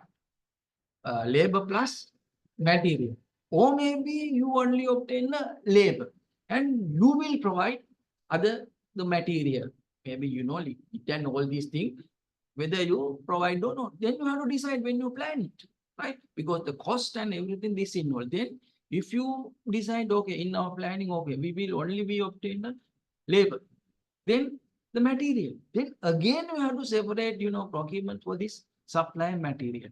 If you include in the both in the one procurement, labor plus material, right? Then you have to decide how much we need, maybe this much, or there are so many liquids and there are so many things involved in right? Then okay, right, then how much we need. And also the maybe another problem is maybe this age. You put maybe 60, less than 60. If you look at these people, maybe more than 70%, 70 years, right? Even security service, you can see it's very difficult to handle this kind of thing. But when you plan it, you have to decide whether we go for this much or this much, right? Then same the security services, you need a 24 hours note, in how many hours, right? There are so many things you have to plan, right? So then in this need assessment, you have to gather all this information, because your organization requirement, then it gives to you when you prepare procurement, you have to decide, right? Before, before put into procurement plan, then, right? Because there are a lot of, services you provide to your organization, then you have to look at the nature and also the complexity. It's a kind of, very, very sometimes maybe very complex, right? Even this kind of, this cleaning service, even this security service may be complex, but there are so many, complex services. Then because of the complexity, risk is very high, right? Then you have to, simplify all these, if the complex services are there, then you have to simplify, because in your, even your organization, top level people, they might ask, so many things, right? Then sometimes if you put this thing into your, procurement plan, but maybe cost may be very, very high. Then you have to consider, look at your, this what you call this, your budget, right? Then mostly you simplify it, right? Then you can have a very good, maybe sometime maybe divide into maybe 3 to 4 procurements, like, that under the nature, I say this, this labor kind of thing, separate labor. And we will have, if we have this, your internal capacity, if you have something you can provide, then you have that one. Then you obtain this, what is your requirement. But sometimes even you have that capacity, you go for all this to this, procurement and also capacity, right? This is another, factor you can consider. I think, even security services, sometimes, because I have a lot of, this experience and the example under this capacity, because some of these, even the security firms, so they don't have a capacity. And also sometimes maybe transport providers, right? Because you have to sometimes maybe plan it, you have to correctly look at the, service, that the nature, complexity, and the capacity of this, local service, even maybe the service providers, right? When we go for this transport, maybe even security service, how many, security personnel should be there, and how many presently, how many, this services they provide to how many, to how many organizations, right? Otherwise, what happened? So all this, fail, some security people, so they are having, I think, 4-5 days, continuously in this organization, because they don't have the capacity. Because now they maybe 3 hours or 5, they have to change, and another person, and maybe male, female, and all this, whether they have that capacity, right? Because these are the, because I don't have much time to discuss the capacity, looking at the capacity, the providing, the services up to what we expected, and very difficult thing. But when you plan it, so look at that. And also estimated cost, right? Same, right? When you cost is estimate, you have to look at the labor loss also. Because now, say, because we have minimum wage, right? Then when they provide this one, look at that one. And also some of the services, they need to obtain, insurance, right? And also, service time period, maybe 8 hours. After 8 hours, they have to pay the overtime, right? And also, EPF, EDF payment, because this may be our responsibility also. Then you have to look at all these things when you estimate it. Maybe if you want, because say this, we need to maybe 10 hours or the 12-hour services, then maybe after 8 hours, what is the, OT cost? Then you have to, and also male, female, different rates, right? If you want to female or the male, what is the, different, that is, sometimes maybe, right?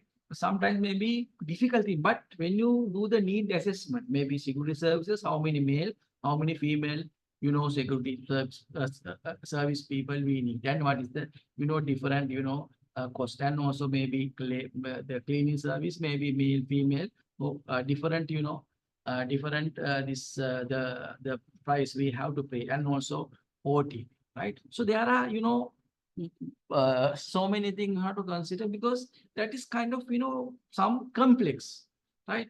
Than the works and the goods, but you have to have a very good plan, then you can manage it, right? Otherwise, it's a chaos in this, services. But most organizations not manage well in this, this service area. So these are three things, things you have to consider when you plan it. Then we come to another the area, because in this procurement planning definition and this benefits and all this I discussed, because we need to do a some procurement, we need to kind of cost benefit analysis. Mostly the government sector, we don't care it, because because it is not our money. But actually it's our money, because we are also paying taxes. So then, because now if you have the internet, all this, we have very good this technology to evaluate and also to take. There are four kind of decision, right? One is the make or buy analysis. The second one is buy or rent. Third one, lease or rent. And the fourth one, make or rent. So those are the four decisions, right? You have to decide when you plan for the procurement, right? I will give some example also. Make or buy. Whether you manufacture or someone to ask someone to manufacture for us, or you can go to the direct market, you can purchase it. The second option, you can purchase, or maybe even you can rent it. Third one, you can lease or maybe rent. And maybe fourth one, make or rent. Manufacture from someone, or maybe you can. But all these, four things, right? We have disadvantages as well as advantages. Then according to organization, maybe say the one organization maybe make is more benefit, but maybe another organization maybe purchase or the buy is more advantage to the organization, depending on the organization requirement.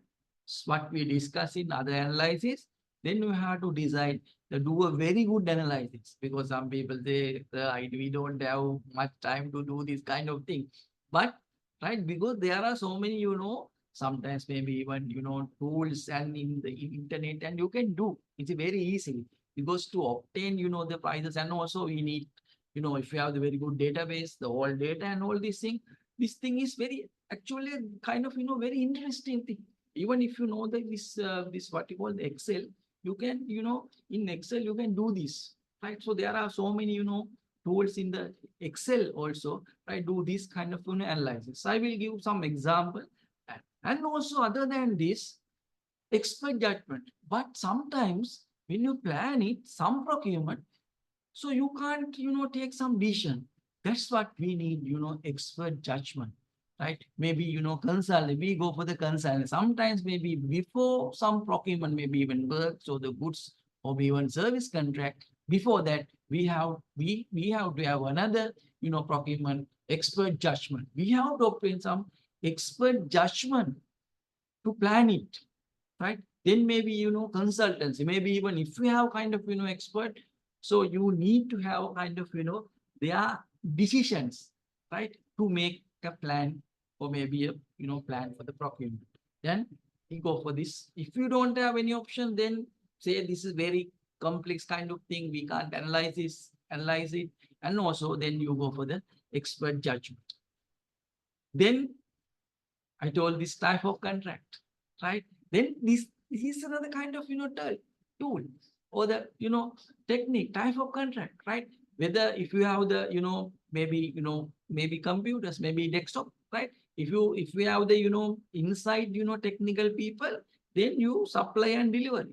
But if you don't have, then supply, delivery, installation, commissioning, right? There are a lot of things. Then exactly you have to see, then also works contracts. That is, there are some big contracts is some totally chaos, because of they don't select the correct type, right? Maybe sometimes maybe mission and pay, and sometimes lump sum. So there are other maybe percentage wise, performance wise, right? Because exactly when you plan it, you have to do the time, right? But maybe even when you can have, if you don't understand, if you put the wrong thing, sometimes maybe wrong type, maybe in the procurement plan, maybe, as I said, The procurement plan not a rigid one, it's a flexible one. You can change. But when you plan it, you have to have kind of, justification. If someone asks, even, as I said, auditors, they don't know how to, audit this, total process. If you look at this procurement plan, so they can put maybe hundreds of, audit queries, right? Because they can challenge your decision. Your decision is wrong because of this much of, this what you call the loss to the government, maybe even organization. So there are maybe a lot of, audit queries they can put for you if you don't even, so if you don't have, this justification even when you do this, right? And also methods, right? Type and the method, selecting a procurement correct method, but we discuss, right? So selecting a method is must, right? Because of the most of the occasion I have seen this people, right? Even procurement planning, we don't, select the correct method, right? Maybe there are, 11 methods, I think, mentioned in this our procurement guideline and the manual. Maybe most famous one is, shopping method, and we have direct procurement and this, repeat orders, because some of these, procurement method, the people use in a, in wrong way. Some might maybe purposefully, right? Intentionally, they use, what you call this different, this, wrong procurement methods, right? But all these methods, when you select a procurement method in procurement plan, you have to have a justification. Say availability. If they don't available in the local market, then definitely your procurement method is ICP, international competitivity. Even though it's available in the local market, if you go for the international market, it will be a very good competition. We will have a very good, price. Then you can decide. Okay, we ICB. If the auditor or someone is argue with you, maybe ask why you select this one, because those things are available in the local. No, because we can justify it. No, if you go for the international market, so we will have a big competition. Then we will have a very good, maybe the very good price for us. Then with that, don't put, to this, just here and there, and just you put, don't think. When you put it, right, okay, we have justification, right? Then with that justification, anyone ask a question, then you have that, answer for this. Okay, this is the justification. Right. Okay. We just discussed this 4, decisions. The first one, make or buy, right? This, when you go with this make or buy, then you have to consider some of these factors, because make mean you maybe not maybe inside, maybe you go for the, procurement and ask to make according to a specification requirement. Or maybe you just go to market, maybe ICB or NCB, right? Because you put the specification, but already made in the market, then you can purchase it. But how you decide it? The first one is the cost. Compare the cost of producing the product in-house versus buying in from the external supplier. This should include all direct and indirect costs such as material, labor, overhead, and any other related expenses. Now, say software, right? Maybe organization, you need a kind of maybe material management, or maybe a accounting package of someone. When if you go for the market, there are so many material management, maybe accounting packages, maybe QuickBook Pro, Backstage, Peach. There are a lot of things. But even you can have a developer, right? Maybe have a national competitive over the ICB. Then you can have a specification, and accordingly you can make it for you, right? Then you have to look at what is the cost, right? Then the second one is the quality. Assess the quality of the product when produced internally versus when purchased from the external supplier. Consider any quality control measure that may need to be implemented if produced in-house, right? So normally the advantage is the buying outside is one advantage is that already tested, no bugs, right? Because when they test and bug means sometimes maybe in the program there may be some errors. So, even now this Windows system, Office system, you can see they give the updates. Update mean if there are some bugs, some errors. So to correct those errors, they give new versions of, these updates, right? Likewise, to, look at these quality measures, right?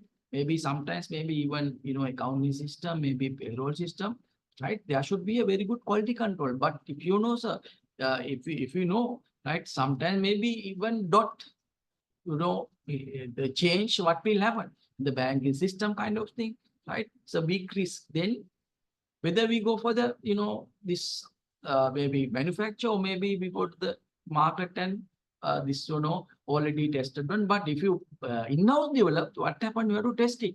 Maybe sometimes, maybe 1 year. Maybe if you are the personally old system, then you have to run the parallel. Maybe 6 months. Maybe I don't know the time period parallel running. And the capacity, evaluate to organization production capacity and capability of determine if you have the resource and expertise to produce the product efficiently and effectively. Because your internal capacity, whether you have that, this capable people, right, to support that, procurement. And the time period, the time it take producer and the time period. If you go for the market, maybe it will take maybe national competitivity, maybe within 2 months or 3 months, you can, procure it. But if you develop it, it will take maybe sometimes 2 years, right?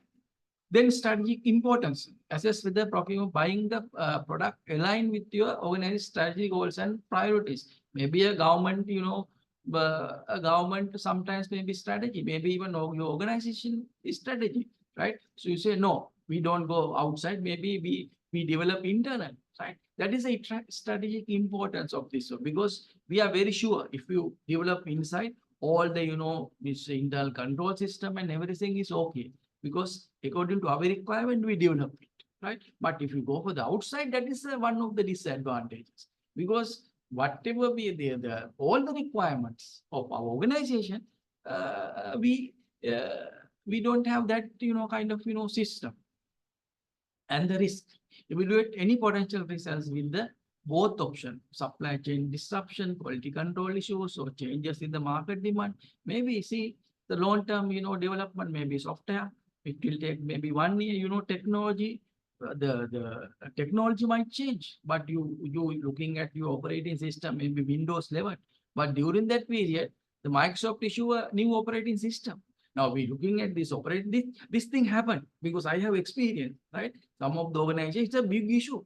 Because during that maybe 1 year or 2 years, when you develop a system, looking at the some kind of system, but sometimes with that developer or issue a new version, right? Then we can't run on that software on this this operating system of this software. So this is a kind of the risk, right? Okay, take some example. Customized software, but we discussed, right? Normally, the company needs a specialized software tool for its operation. They can conduct a make or buy analysis to determine whether to develop the software in-house or purchase an existing solution from a vendor. Then in your organization, right? Maybe especially if you know this, you need a software, right? Looking at those factors, 6 factors, maybe more than that. Then you have to decide whether we go for the make or maybe buy, right? It depends, right? Maybe to look compare the 2 organizations, one organization maybe benefit from the making it, but other organization maybe it's very benefit to the having a buying decision, right? Then according to your requirement, you have to look at it. And maybe printed marketing material, company could evaluate whether it's more cost effective and efficient to design and print marketing materials and such as brochures or flyers, and in-house or outsource the printing to a professional printing company. Because advantages as well as disadvantages, maybe professional this printing company may have all these facilities and everything. If you do the in-house, right, maybe sometimes maybe you don't have that much the technology, maybe facilities. And food products for the cafeteria service. An organization offering cafeteria service might assess whether it's better to prepare food item on site or outsource catering service based on the factors such as cost, quality control, and capacity. Now this, some of this organization, they prepare their foods inside, right? Maybe, Sri Lankan Parliament, some of this organization, but you can have a kind of, analysis, whether if you outsource it, right? Maybe a hotel or something, maybe more benefit to you, maybe, labor cost and also, production, wastage and everything, right? When you analyze it, right? It's very, beneficial to outsourcing it, right? Then, right, you have to have a decision. In each of example, conducting the thorough make or buy analysis can help organization make informed decision about whether they should produce the product internally or buy it from the external sources. Because when you take a decision, you need to have justification. Why we take the decision, right? When you put a plan, on the plan, okay, we go for the make, and accordingly you have planning. Maybe your decision is to buy it, and then you have to have, and also you have justification, right? Is anyone, right, questioning you, then okay, this is the, on this ground, right, we have decided to go for this dish, right? Second one is buy or rent, right? Renting or the buy. Example, car. If you organize it now this is not importing thing, but now most organizations now go for the rent or lease, but buy or rent, right? So what is the decision? So normally, what are the factors you have to look at, right? The financial stability. If you have the financial stability to offer the down payment, mortgage payment, property taxes, and main debt was buy may be a viable option, because now the budgetary provision, if we have that enough budgetary provision, because the government, doesn't have any kind of, financial problems, right? That's what mostly the now government, we go for the lease or maybe renting thing in the government sector, right?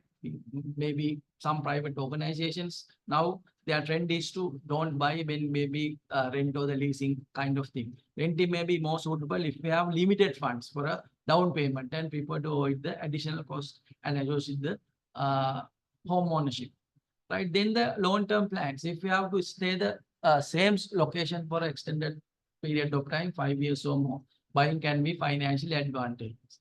And also renting may be probably if you are job for personal, maybe even your organization, maybe your personal life, right? This kind of, decision you can take, maybe you buy or maybe a rent. And also the market condition, consider the current real estate market condition of your area.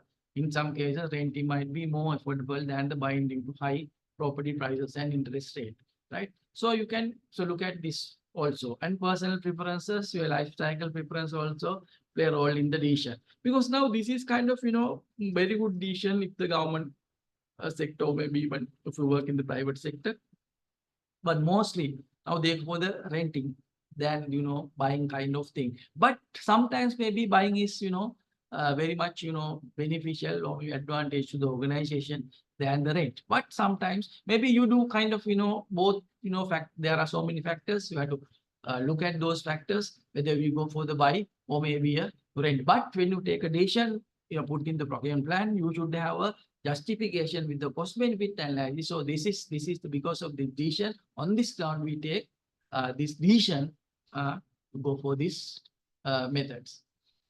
And other one is a lease or rent. But if you look at these two options, lease or rent, now in the leasing, but because government decided to go for the operational leasing, but there are different types of leasing. The most payment to is operational and the financial leasing. Normally, what is the difference between this financial leasing and the operational leasing? The government under this what you call this cabinet decision, right? So all these government organizations go for the operational leasing. And other one is a financial leasing. The operational leasing, at the end of the leasing period, the product or the goods, right, should be belongs to the supplier, but not us, right? So the most of the government vehicles after maybe 5 years lease, then after 5 years that owned by the supplier, not the government. But on the other hand, financial leasing, but normally in your private car or something you lease it, that is financial lease. At the end of the lease period, the what you call this, not the company, but the person who get the lease, right, having that ownership, right? Normally what we do in our personal life, we go financial lease. But the government decision was, I'm not going to, criticize or something, right? Because I am government official. But, right, the operational leasing. Then other one is a renting.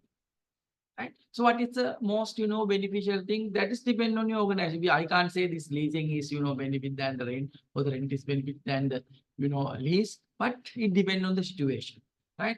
Important to consider specific terms and conditions of the government, as well as the long-term goals of the financial implication, right? Because, but the renting and the leasing is a, different kind of, this agreements and also payment terms and conditions. And the leasing typically involves a longer term commitment. That's it's either if you go for the leasing, it's a long term, maybe 5 years. Right now, the government. So we went for the 5 years leasing with the fixed term, such as 1 year or more, and may include option for renewal or purchase at the end of the lease term. It requires a larger upfront payment, such as security deposit and possibly first and last month rent. And renting, on the other hand, is usually more flexible in terms of the duration, with option for month-to-month agreement and maybe a mostly shorter period. It may require less upfront, lead to higher monthly payment. But if you now you can see this difference between these two options. Maybe lease mostly, long-term period. If you think because if you go for this, we need to this kind of, this equipment, right? Maybe longer periods are better to go for the lease, but maybe short period it's better to go for the rent. And also you can, in the cost benefit analysis, maybe, this leasing, it includes, interest, and also, maybe, you can see this, what you call this capital cost or maybe opportunity cost and all these things you can look at, because the long time period and also maybe renting, maybe, you need to pay, interest rate and all these things, and just for the rent, and maybe monthly payment. So, you can look at maybe, time period and also your requirement and all this, looking at this, so you can analyze this kind of thing. Maybe example, this maybe even car, maybe some of this, equipment. Now we have the leasing, or maybe even the renting options, right? Then, there are a lot of, this option you have when you prepare a procurement plan. The other one is make or rent, right? It has some kind of, the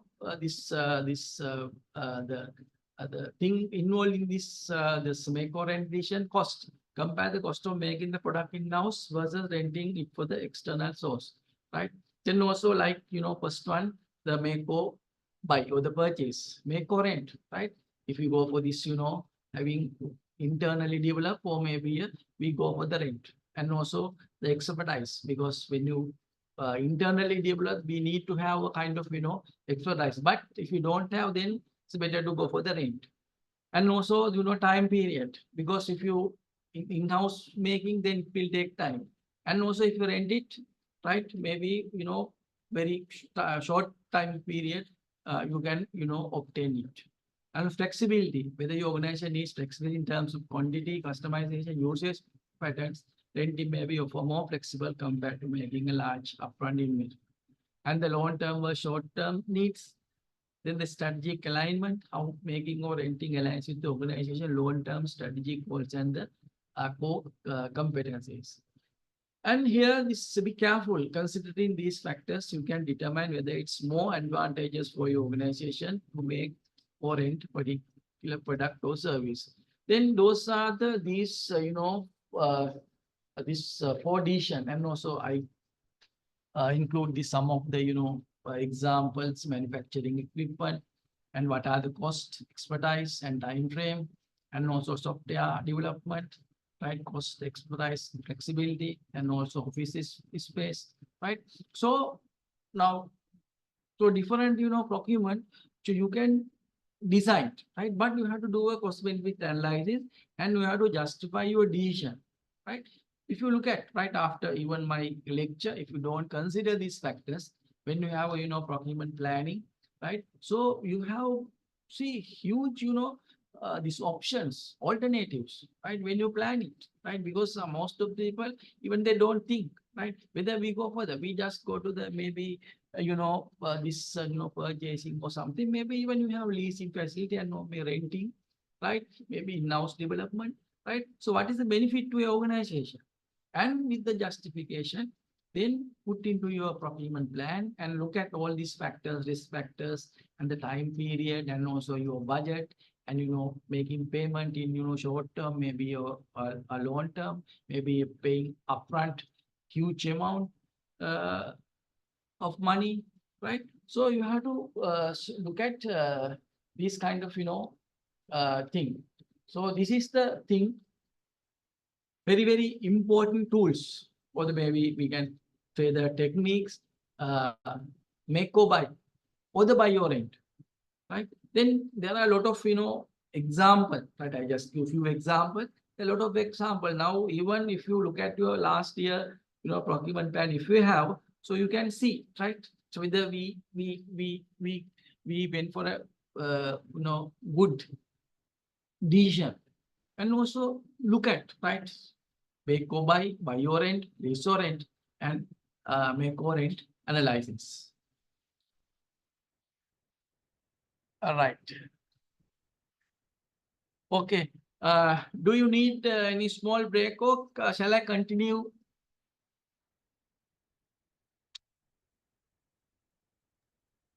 Let's have a small break. Normally, not like a physical class. I can't see your face or something, right? So if you need a small break, Shall we then have I a can small stop break? maybe 10 minutes. Maybe I can continue.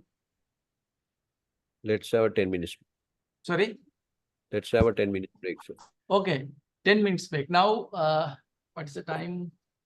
8:05. Right, 8:05. Right, Yeah. 8:50. Yes. Okay, I'll start 8:50. Okay. Thank you, sir.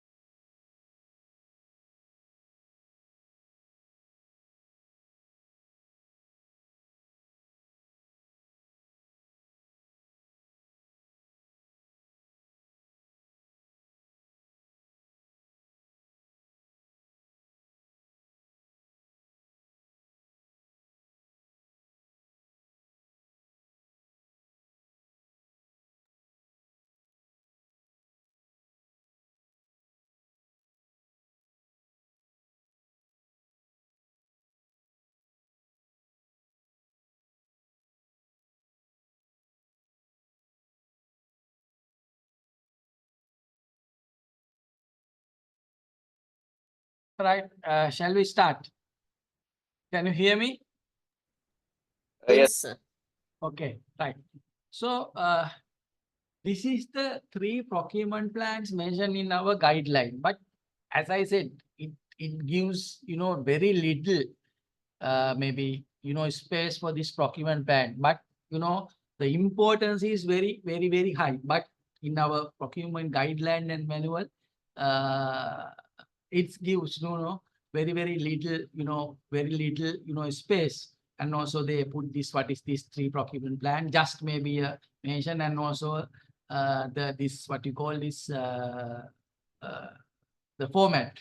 But if you look at this thing, I think I hope that this, new procurement guideline and, manual, when they publish, it should, it will give maybe more, emphasis, or maybe a space for this, procurement plan. This is very, very important aspect, because without, having very good procurement plan, you can't succeed. Maybe you can achieve your, procurement goal in your organization.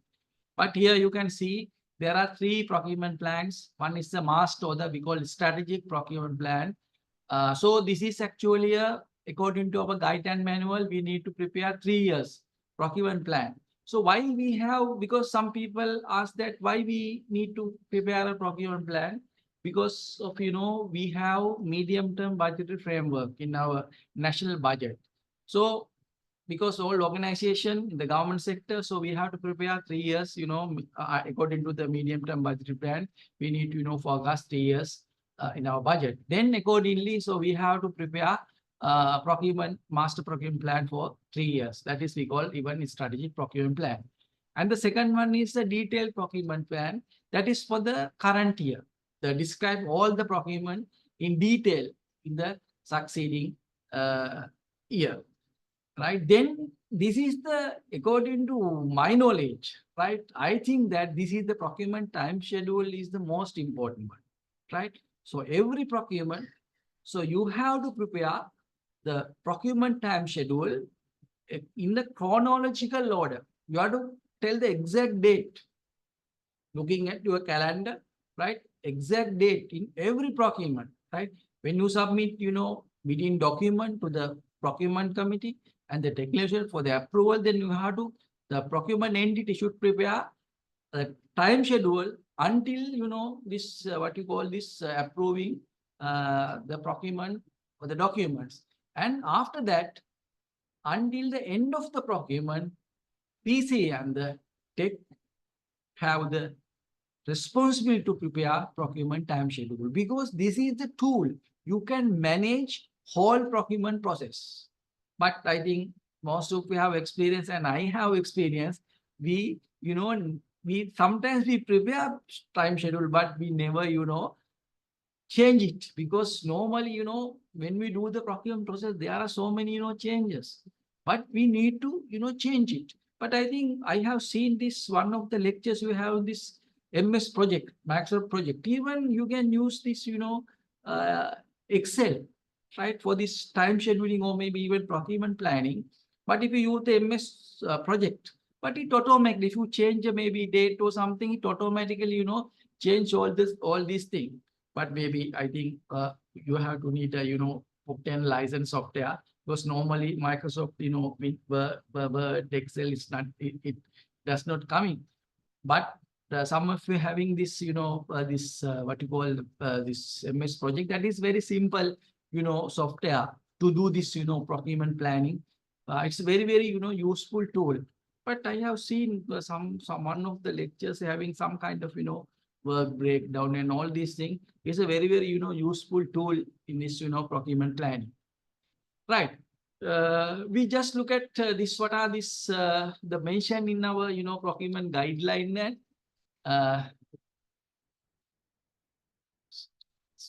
Right. But our guideline says the P shall prepare master procurement plan. That is, P means procurement entity. That's in your organization, So your head of the department have all these powers, and he delegates authority. Maybe you have separate, procurement division. That the head of the procurement division, right, on behalf of your organization, we have this master procurement plan, and procurement activities envisaged at least for a period of 3 years shall be listed in the master or the strategic procurement plan. But in our guideline, the strategic words they do not use. But normally it's a long term, and this we can use it as a strategic procurement plan. Then procurement activities for the immediately succeeding year shall be prepared indeed. That is detailed procurement plan.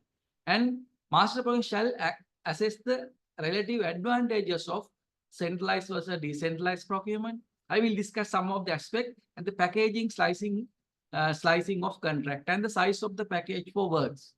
MPP shall be regularly updated at intervals. No, then it says, this is not a rigid one, it's a flexible one. Master procurement plan shall regularly update at intervals not exceeding 6 months. But I'm saying maybe every 3 months, you can look back whether we, achieve our, the plan activities or not, then you can accordingly, you can change it.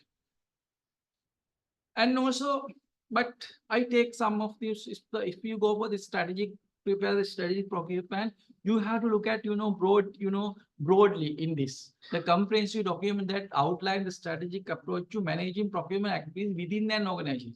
It serves as a roadmap for the procurement entity defining goals, objectives, and strategies for achieving them. So this is the key thing, because in long term, what you want to achieve, and also all your, and you have vision, mission, and of this objective strategies and all these things, and no same the procurement, you need to have vision and mission, clear statement of the procurement functions, goals, and the objective. What are you going to achieve, right? And the scope and objective, defining scope of the procurement plan, including the types of goods and service to be procured.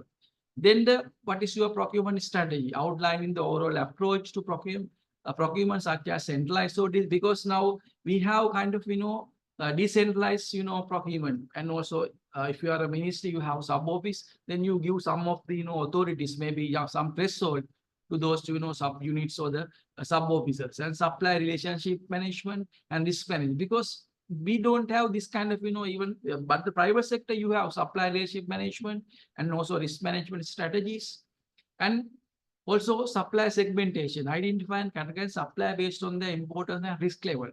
Now you see, if someone asks, do we have kind of supply segmentation? But in somewhat, now in what we call this shopping method, now you register the suppliers. When you register supplier, you categorize accordingly, but not much in the supply segmentation, but accordingly you can categorize those suppliers. Maybe IT kind of equipment, under that these computers and printers, like that you categorize. Then you can somewhat kind of you have some database, right? With that you can select some, maybe even at least 3, right? And also this e-procurement system, maybe it automatically, when you select that one, it automatically select all this category suppliers, and send all this information within document to those suppliers. And foreborne measurements, establishing key performance indicators to track the effectiveness of procurement activities. That is key, because now to measure the performance, whether we achieve or not, what are the what are the difficulties, right? And also risk management, identify managing potential risks with the procurement, such as supply chain disruption, quality issues. Because sometimes, even though you give this your order on time, and also supplier provide that one, but problem is when you inspect it, right, no quality, maybe you have to reject. Sometimes maybe in our procurement guideline, or maybe so within document we mention, when they provide those goods, you do the maybe sample chain, maybe quality, and also we look at the specification, whether these products are according to the specification, but sometimes we have to reject it. Then what happens? It is a risk, because we can't provide that even though we according to the plan, but the supplier provide defect product. There are so many this one example of this. So this is kind of risk management. Then this kind of thing happen. What is the alternative? Because now exactly, right? Now we need to provide this product, maybe medicine, maybe some essential products, but maybe supplier provide defect product. Then what happens, right? So this is the kind of risk you have to look at in this under risk management, continuous development, define strategy, ongoing improvement, procurement process and the practice. That was, we need to develop, new system. That was, we need to do this procurement system. Even, some of these Asian countries, even, Bangladesh, right? So they have the procurement system. India, they have the procurement system, right? But in Sri Lanka, still, we are developing this kind of, system. And this is the, just plan. If you look at this, is primitive level of, the, document and this, what you call this format. But with my, this presentation, new material, so you can develop very good, this, what you call this strategic master procurement plan. They just give, some information. This is a format, but with the, master for the strategic procurement plan, you need to have what is your, vision, mission, and what are the strategies and everything, right? Maybe a little book, right? Maybe your master procurement plan. With this kind of, this format, you can put this one, department line ministry name and procurement category, goods, works or services, and what is the estimated cost. And so also financing, maybe, government of Sri Lanka, maybe ADB, kind of, and the procurement method, international competitive bidding, limited international bidding, limited national bidding, shopping, like, and also level of authority, because the level of authority means we have 6 levels, cabinet, there are 2 cabinet appointed procurement committees, because we have a threshold, and also ministry procurement committee, department procurement committee, and also project procurement committee, and also divisional procurement committees we have. So we have to mention according to, this cost, right? So we can verify, according to this cost estimate, right? If you put a wrong level of authority, if you have kind of idea, then just looking at this one, you can see this, the, wrong thing, right? Over 500 million, then it's go to the, this, what you call the cabinet appointment. We have the, the guideline, this threshold and the priority. What we discussed, whether it's urgent, priority, normal, and current status of procurement preparedness activities. In what stage we are in. So maybe preparation of bidding document, or maybe a need assessment, right? You have to mention there, and the scheduled date of the commencement, right? So what is the scheduled date of commencement and scheduled date of completion? And also if you want to something, but these are, customized kind of document, right? There are a lot of information you can include into this event format. And also just prepare a very, very good, maybe a small book, maybe you are, putting your procurement, strategy, maybe your vision, mission, and everything. So we can prepare very good, master the strategic procurement plan. Then second one is a, detailed procurement plan, right? Is for the succeeding year. Then outline all the items need to be procured, including works, goods and service for the immediate succeeding year, right? Then it's also, right? We have, I will show you, right? Maybe just they give this, format, but it should be, very, very, very, very beautiful plan, detailed procurement plan. And we put the procurement objectives and also scope of works, and one by one, try detailed description of goods and service to be procured. Say if you want to purchase maybe 100 numbers of, desktop computers, then supply, delivery, and also installation and the commissioning and maintenance of kind of, so we can put that total scope, that time, and the procurement strategy. What is your procurement strategy, right? To acquire this competitive bidding, negotiation, kind of, these methods. And also timeline, right? So we have this much timeline, and also our cost budget, and also risk management, right? Mitigation of potential risk. If something happened, what is our strategy? And also evaluation criteria, and also contract management. Because when you give this, the contract to the supplier, so we come into contract management. That is most, one of the most important part, contract management, right? So this kind of, the detailed procurement we have, then you can see this is the, the format, right? Then they divide into civil works, goods and service. And also you can see this one, schedule, actual. That's what we schedule and what is the actual, right? Then all this, procurement use activities, maybe appointing a procurement committee, technical committee, and the bidding document, approval bidding document, every step mentioned here. Then you can have, the Gantt chart, because you can use this Gantt chart, because the, graphical, representation of this, even if you use this, maybe MS Project or maybe Excel, you can have this one. Then what is schedule and what is actual? You can see the progress. If you can't, achieve the according to your, schedule, So you can take a remedial action on this, right?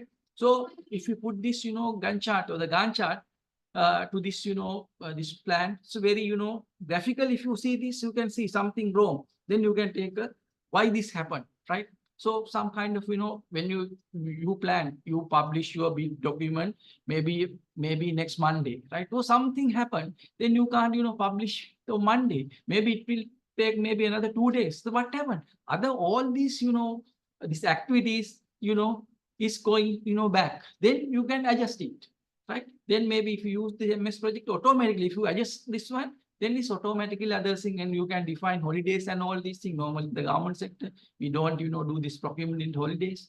But if we apply this e-procurement system, no matter whether it's holiday or normal working day, right? Then the procurement time schedule. The time schedule, every procurement, so you have to have a time schedule, chronological order. You have to tell the exact date of this procurement in when you going to publish your advertisement in a newspaper. Then you have to tell the exact date, right? Then when you going to issue a bidding document, exact date. Then when you maybe pre-bid meeting, exact date. Maybe close the bidding document and open bidding document, you have to tell the exact date. Then every procurement, so we have separate procurement time schedule.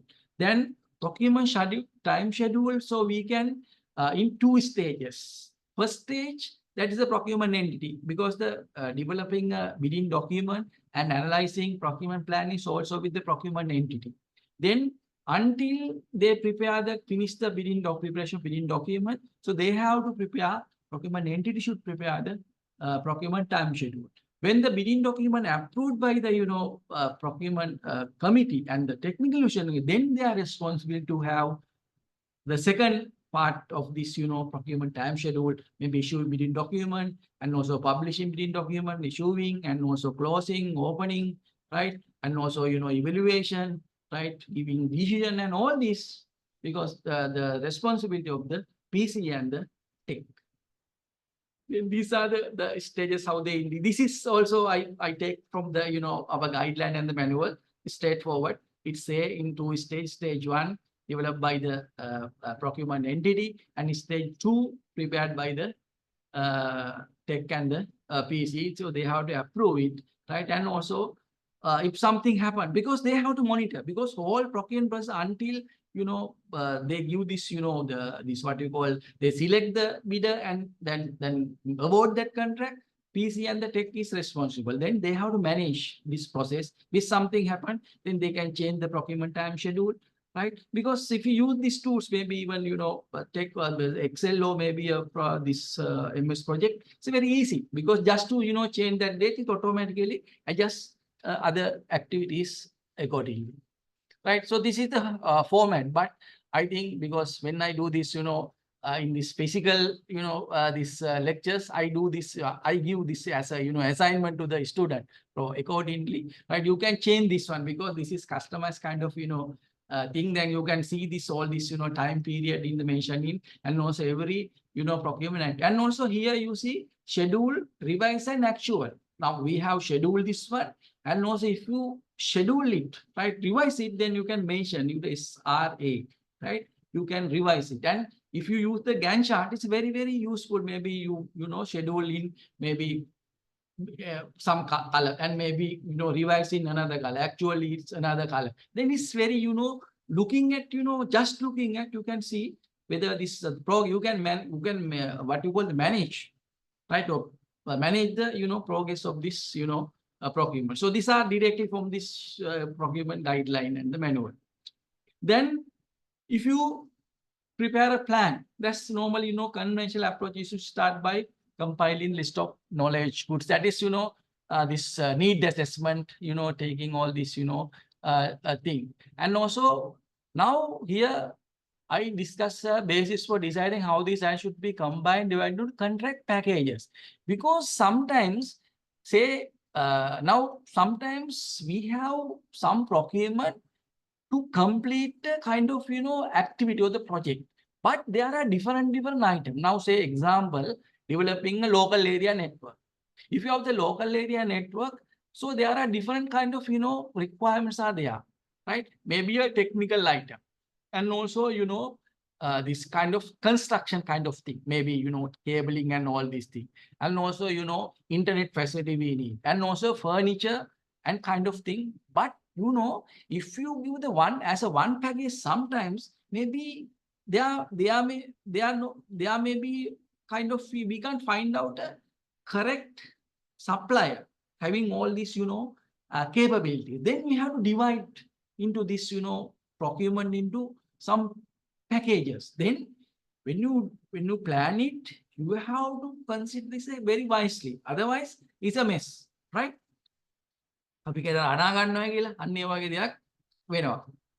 So this normally, if you go with this, economy and efficiency, you have to look at, right? Sometimes maybe if you divide into thing, you have to schedule it. But what we need first, say now in this thing, it's networking thing, right? If they provide the furniture first, what happened?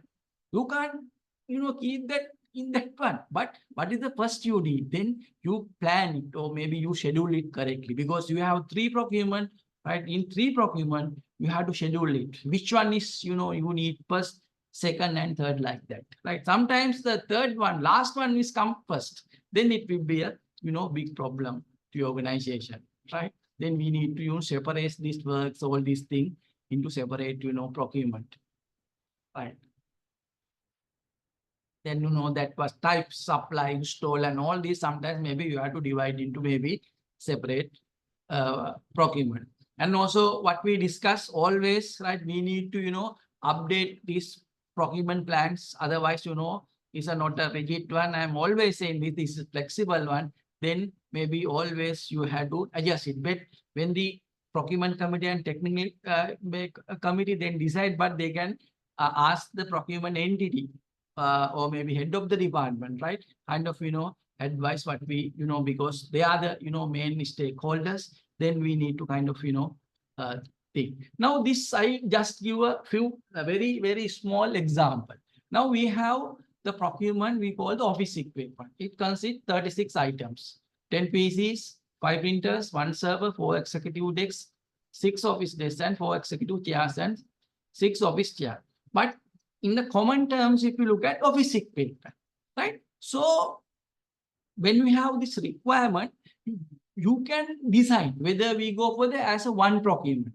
What are the advantages? What are this? Or maybe we can divide into 2 procurement, maybe even 5 procurement, right? Because we have the what you call these PCs, personal computers, and also printers, separate one, and we have server, separate procurement, and 4 executive desks, 4 office desks, 4 executive chairs, and office chairs. In also this furniture, we can divide into 2 packages, right?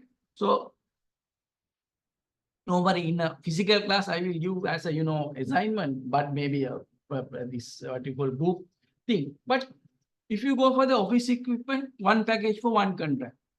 If we go this, what are the advantages? What are disadvantages? But because if we go this, these technical items, maybe we have the separate, organization, they expertise all these things. And also, office furniture, they might not supply. Then they have to go to the subcontract. It will be a problem. But it's very easy because 1 procurement, less cost, and also we can manage very efficiently, right? But the problem is there are other disadvantages. If we go for the second one, we divide into 2 procurement, 1 IT equipment, furniture equipment. Now we have 2 packages. 1 IT equipment, we have PCs, printers, and servers. But some people argue, but there are servers. There's a server. But for the servers, there are different, expertise. But the printers and these PCs may be okay. But the server, then there's a, you can separate it into, and also executive and the other chairs. There are some organizations, they provide very good executive chairs. Then separate it. And also we can consider, you see, this office equipment maybe even 5, right? Maybe 4. IT equipment, separate PC, separate printer, separate server, and executive function also. Then you see their advantages and disadvantages. All these packages don't have advantage and also disadvantage. Which one is more suitable for your organization?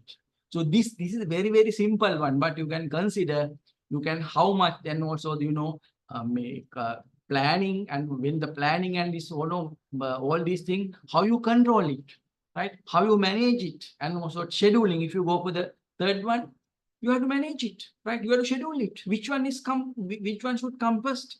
And even if you go to second one, which one comes? But if you go for the first one, they will decide, right? Because the one supply, one contractor, they will, they have that one. But very easy for the first one, but there are disadvantages. And also, if you go the third one, it will maybe problem. Maybe few people. Sometimes maybe the PC provides one, printer provides someone. Then sometimes maybe with that within that this maybe transmitting, maybe the printing thing. Sometimes maybe PC maker says no, this is not our fault. That is printer's fault, but it's not printing like that. Yeah, maybe a lot of problem, right? So you have to decide, right, which one is the better one. Then there are so many, packages, a lot of options, but you have to justify which one is better for your organization and decide it. When you plan it, put into plan. Then also procurement method. Maybe if you go for the first one, maybe you may go to the National Procurement Committee commission method. Maybe second one even NCP.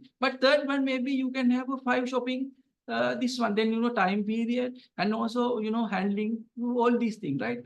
You have to change the procurement method, maybe, right? So all these things, right? Because if you first one, maybe your procurement method is different. If you go for the third one, procurement method is different. The availability, what we discussed, earlier. Right. Okay. So this is kind of, up to now, I discuss what, this procurement planning, because within, 3 hours, very difficult to discuss all these things. Then I have selected few traditional method. That is my way of, doing this, how we can apply these traditional theories into, practical situation in procurement, because I have selected maybe few, maybe 3, right? The traditional theories, right? Because this you can use in this procurement planning. And also, this procurement is kind of, inventory system management, right? Then you have to look at the type of what we discussed, and also need assessment, type of customer demand, right? You have internal customer demand, we have external customer demand. Then you have to look at, that's what we do all this, requirement take into, account, and also we do the need assessment. Then timing, planning time, that we plan, right? What kind of, time period we need, maybe urgent or maybe works contract, it will take time. You have to time also. And also replenishment lead time. If you give order, right, what is the time period to receive that order? Then whether we have, the stock to, use it until this new order maybe replenish it, right? Then what are the constraints? Maybe, something happened. That's what maybe supplier provide, defect product. Maybe sometimes maybe something happened in the market. Maybe even international market is something happened in the war in the Middle East, right? Maybe Russia, this kind of, places, this Ukraine. Maybe, these are the countries, right? Then what happened? What is the risk, right? Now, this is the thing. What should be the order quantity? How much? What is the, quantity? When should the order be placed, called, and reorder point? Have you seen this, what you call this, traditionally we use a bin card. That is, some of you have seen, but if you go to the, if you haven't seen, go to the internet and put the bin card and you see the images, right? That is a traditional way of, handling, stocks, right? So all these, reorder level, reorder quantity, right? Safety stock or the buffer stock, all this manually, right? That is a bin card, right? Every, product. So they are a separate bin card maintained by the storekeeper, right? He exactly know when you use this, right? At what time I do the reorder, right? All this, right? Traditional. But now this, with this, technology and all these things, now this even if you look at the supermarket, right? How they, manage their, orders, always replenish. No, this, if you, all these tracks, everything, they replenish, right? Right? They exactly know, the manager exactly know, right? Which product is how much we have to keep, and also how they order it, right? All these things, right? With this, and these are the some of the traditional methods. One is the economic order quantity. Some of you in your degree, maybe you are postgraduate, maybe do this. These are the small kind of this, and also ABC. This is one of the very good method. This ABC analysis. You can use not only this procurement planning, but maybe other these areas you can use this ABC analysis, and also what I told you the Gantt chart is a graphical representation. Then it's very easy to identify, track, changes and all these things. And also you might know this, critical path analysis, network analysis you can use in the procurement planning to look at the critical path, how it's important. And also, project planning, especially for this use in this MS project kind of, this technology on the softwares, you can use it. I just go through because we have only 10 minutes, right? Some of you know, right? Because, I just want to tell you, if you plan it, when you plan the procurement plan, even maybe other subject, you can use some of this technology. Right. Economic order quantity, when you, have this kind of, the goods, right? We have three types of, cost.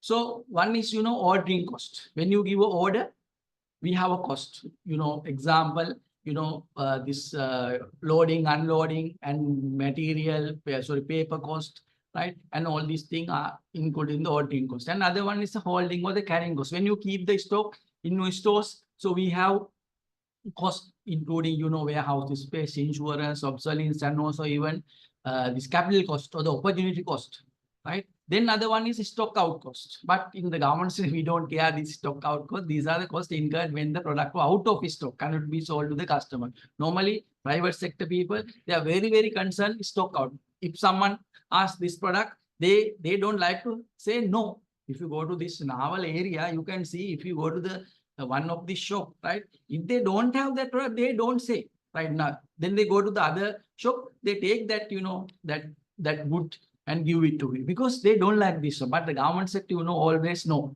right? But these traditional theories, some of theories, we have, this some assumptions. But with this, development of this software and all these things, so we can take out this, assumption. So we can have some, putting some criteria into the system, then we can exactly. But the, government sector, the problem is we don't have costing system, right? Private sector, exactly. If you have the costing system, you can use this, directly. But the government sector, right? We don't have the, costings. If you have the, what is the, cost of issuing passport, we don't know. They say, okay, printing and all this, but that is not the cost. But some of you have the accountants there, this costing and also cost apportions and also, this all these things, right? You have to consider all these factors to, calculate the exact, cost of this, product. But some of the country, they have this very good, costing method, and they know exactly, right? Even when you issue a Gram Nildari certificate, what is the cost of issuing Gram Nildari certificates?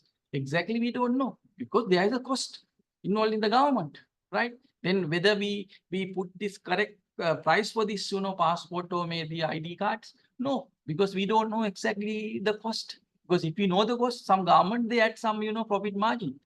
Then, so they exactly know, right, cost of this thing. Right, these are some of the assumptions, but this order cost is constant like that. Some of you know, right, this better than me, right? So those are things. Then, right, so I have these three ways of this calculating this economic order quantity, because economic order quantity means that you see now you need 1,000 photocopies per year. Then that right quantity, right, what we discussed earlier, right? Now, whether you go for the 1,000 photocopies at the beginning of the year, maybe 2 or maybe 3. When you have the one stock, then your ordering cost is less because one order. But your stock keeping cost, right? Because we have to keep 1,000 photocopies. But if you divide into 2, your ordering cost may be much higher because you have 2 orders. Then you have to incur some, ordering cost. But your holding cost is coming down because now you keep 500, right? Likewise, it's, in different 2 ways. Then using this calculus, they have this, what you call this formula. That formula says economic order quantity means that is ordering cost plus, holding cost, that is altogether total cost. That what is the lowest total cost? Where are these 2, what you call this expenditure exactly the same. Then that point, if you purchase that, units, then you are in the economic order quantity. That is your cost is lowest point.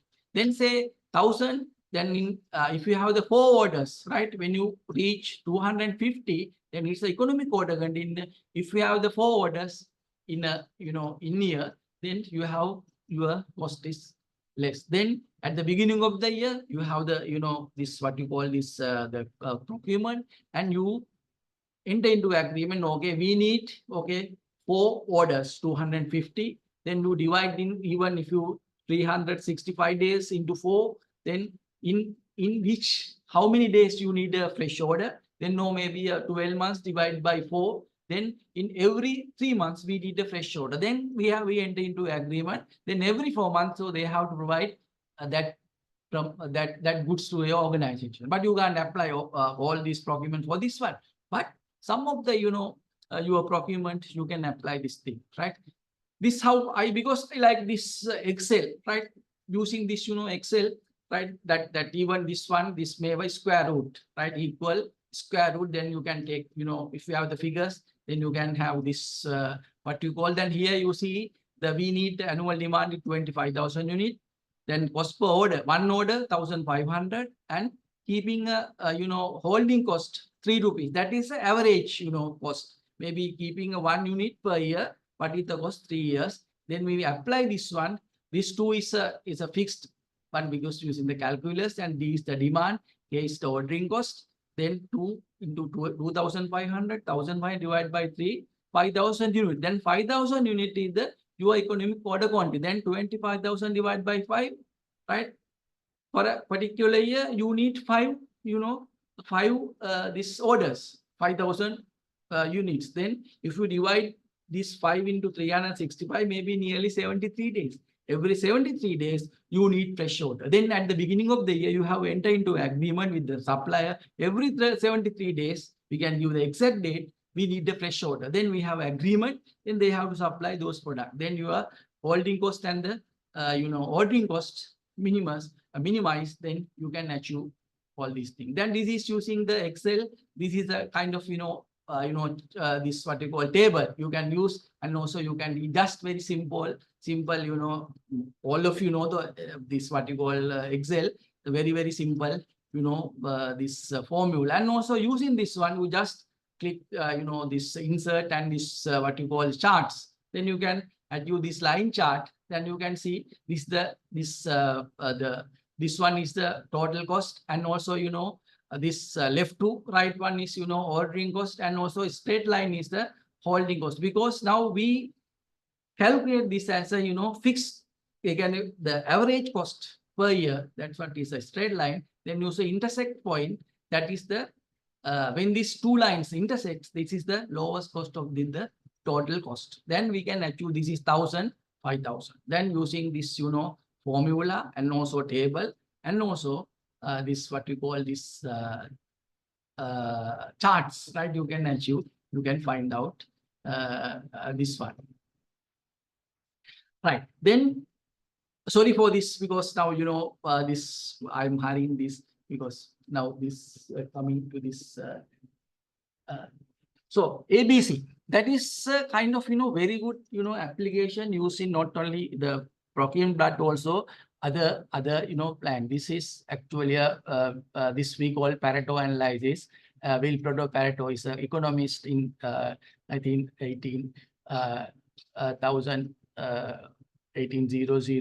in Europe, Italy, Milano, right? In the Milano at that time, there were a lot of this like Sri Lanka last 2 years, right? There are so many things happen. Now he want to he wanted to look at this wealth and the this wealth and the this what we call this consumption of the or maybe the wealth of the people. Then he invented that 80% of the wealth consumed by 20% of the people, and the 80% of the people consume the 20% of the wealth, right? Right? So this is the theory he invented, that is we call Pareto analysis, 80-20 rule. But after that, it used it, different, the subjects, and also this procurement planning or the inventory management, we use it ABC analysis. If you categorize this into, we calculate this thing, right? Maybe using, Excel is very, very easy. Category 3, ABC3. The A category is, if you categorize this one, value and the items, right? No, normally A category value is 70%. maybe 70, 80. But the, physically inventory item wise, if you look at the 10 to 20, maybe even 10%. Then if you look at your, store and everything, right, you can't see this data because very small, but the value wise is very huge. And B category, that's a medium, maybe 30% of the item, maybe cost wise, maybe 15%. But C category, maybe 50, more than 50 item wise, but cost wise, maybe 5%. But most, filled by this C category. But your attention mostly goes to what? C category. Okay. Then your most attention should be go to why? A category. But very small item wise, but the problem is consumption or maybe value wise very huge. Now you apply into your procurement plan, right? This is your experience. If you go back to your organization, look at, right, in your procurement plan, right? Maybe 70, 80 or 90% procurement, very small one. Maybe shopping, balance. You see, right? Maybe you see A category, maybe 1 or 2, maybe very large, procurement. You forget this A category, large procurement, right? Maybe your value, maybe budgetary value is very huge, but maybe 1, 2, 3. But always you can see C category, shopping, maybe hundreds, right? So your attention mostly goes to shopping, doing that one. But if you look at the budget, your value wise maybe 20%, maybe 10%, but only maybe few category, few, procurement may be huge, one maybe it costs maybe 80% of your budget, right? Then if you analyze, if you put this one, your attention, maybe planning, and also, all these things goes to A category. But I'm not telling this, you forget this C thing, but the most your attention, because if you at the end of the year, what happened to this A1? Which it will take time, and those are the huge, and also the cost wise very huge, and we can, you spend in this year, then you have to go to the next year. Then budget department says, no, we can't give this much because this is huge amount, right? So you can apply, and also you see, even your, when you do a, even your staff meeting, right? You mostly your attention is goes to C thing, right? Unnecessary thing. But the essential thing is A. But sometimes we never discuss this kind of thing, right? Even if you home, if you kitchen, you can see mostly we have C category, right? But most session goes to C. But there are very important item in A item. Normally we don't have kind of, time to, consider this thing. Right? These are the, thing category extremely important, right? You have to, your attention should go to this kind of procurement, right? A category and category B and category C. So these are the, using Excel, right? So we can analyze this thing, right? Another one is a Gantt chart and the critical path. And I told you the Gantt chart in even this Excel, and also using what we call this MS project, right? You can have this Gantt chart, you can manage, and also your plan and also actual and revise all these things. So what is the critical path? Critical path is the most people say critical shortest. No, critical path is the longest path, right? So when you have different activities, because in the procurement, even if you look at the procurement, there are two types of activities. One is, this what you call this sequential activities. Other one are parallel activity. Sequential, if there's a sequential activity, you have to complete one activity to start the second one. But parallel activities, you can start those parallel. If you look at the procurement process, now preparation of bidding document, appointing of tech and the PC. Those are the parallel, because parallelly you can start this one. But approving bidding document is a sequential, because you have to prepare the bidding document and appoint the tech.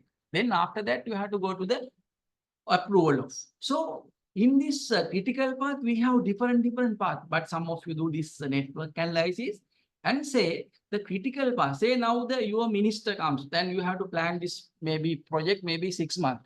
Your minister comes and say, okay, now what you call this, the election is coming. You have to complete this project within 4 months. Right? How you do this? If we know the critical path, that is longest path, then we call this, you can,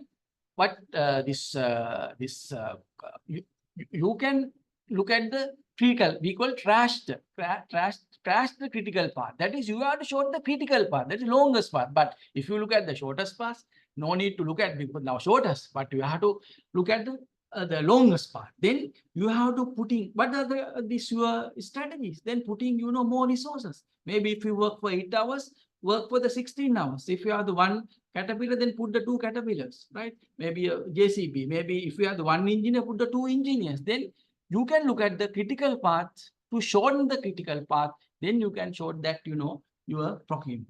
But this is kind of, this what you, the method traditionally even. So critical path manager, you can do this, even if you have the MS project automatically, it shows the critical path is the longest path.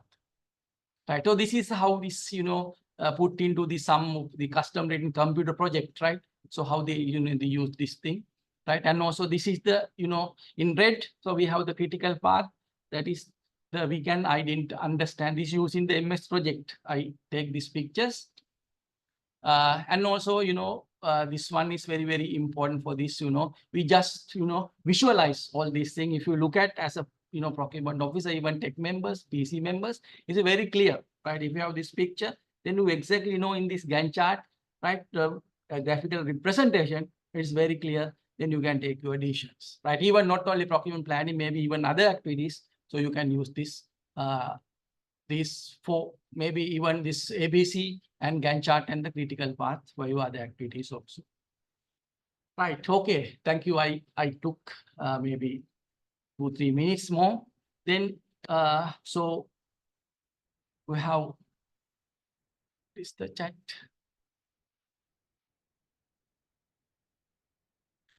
Right. So the Google form, and any question, because if you have any question, maybe you can send. I send this presentation to this. I forget. I just maybe 10 minutes back, I sent this your interval. I send this presentation to. They will share with you. So shall I wind up, or any questions?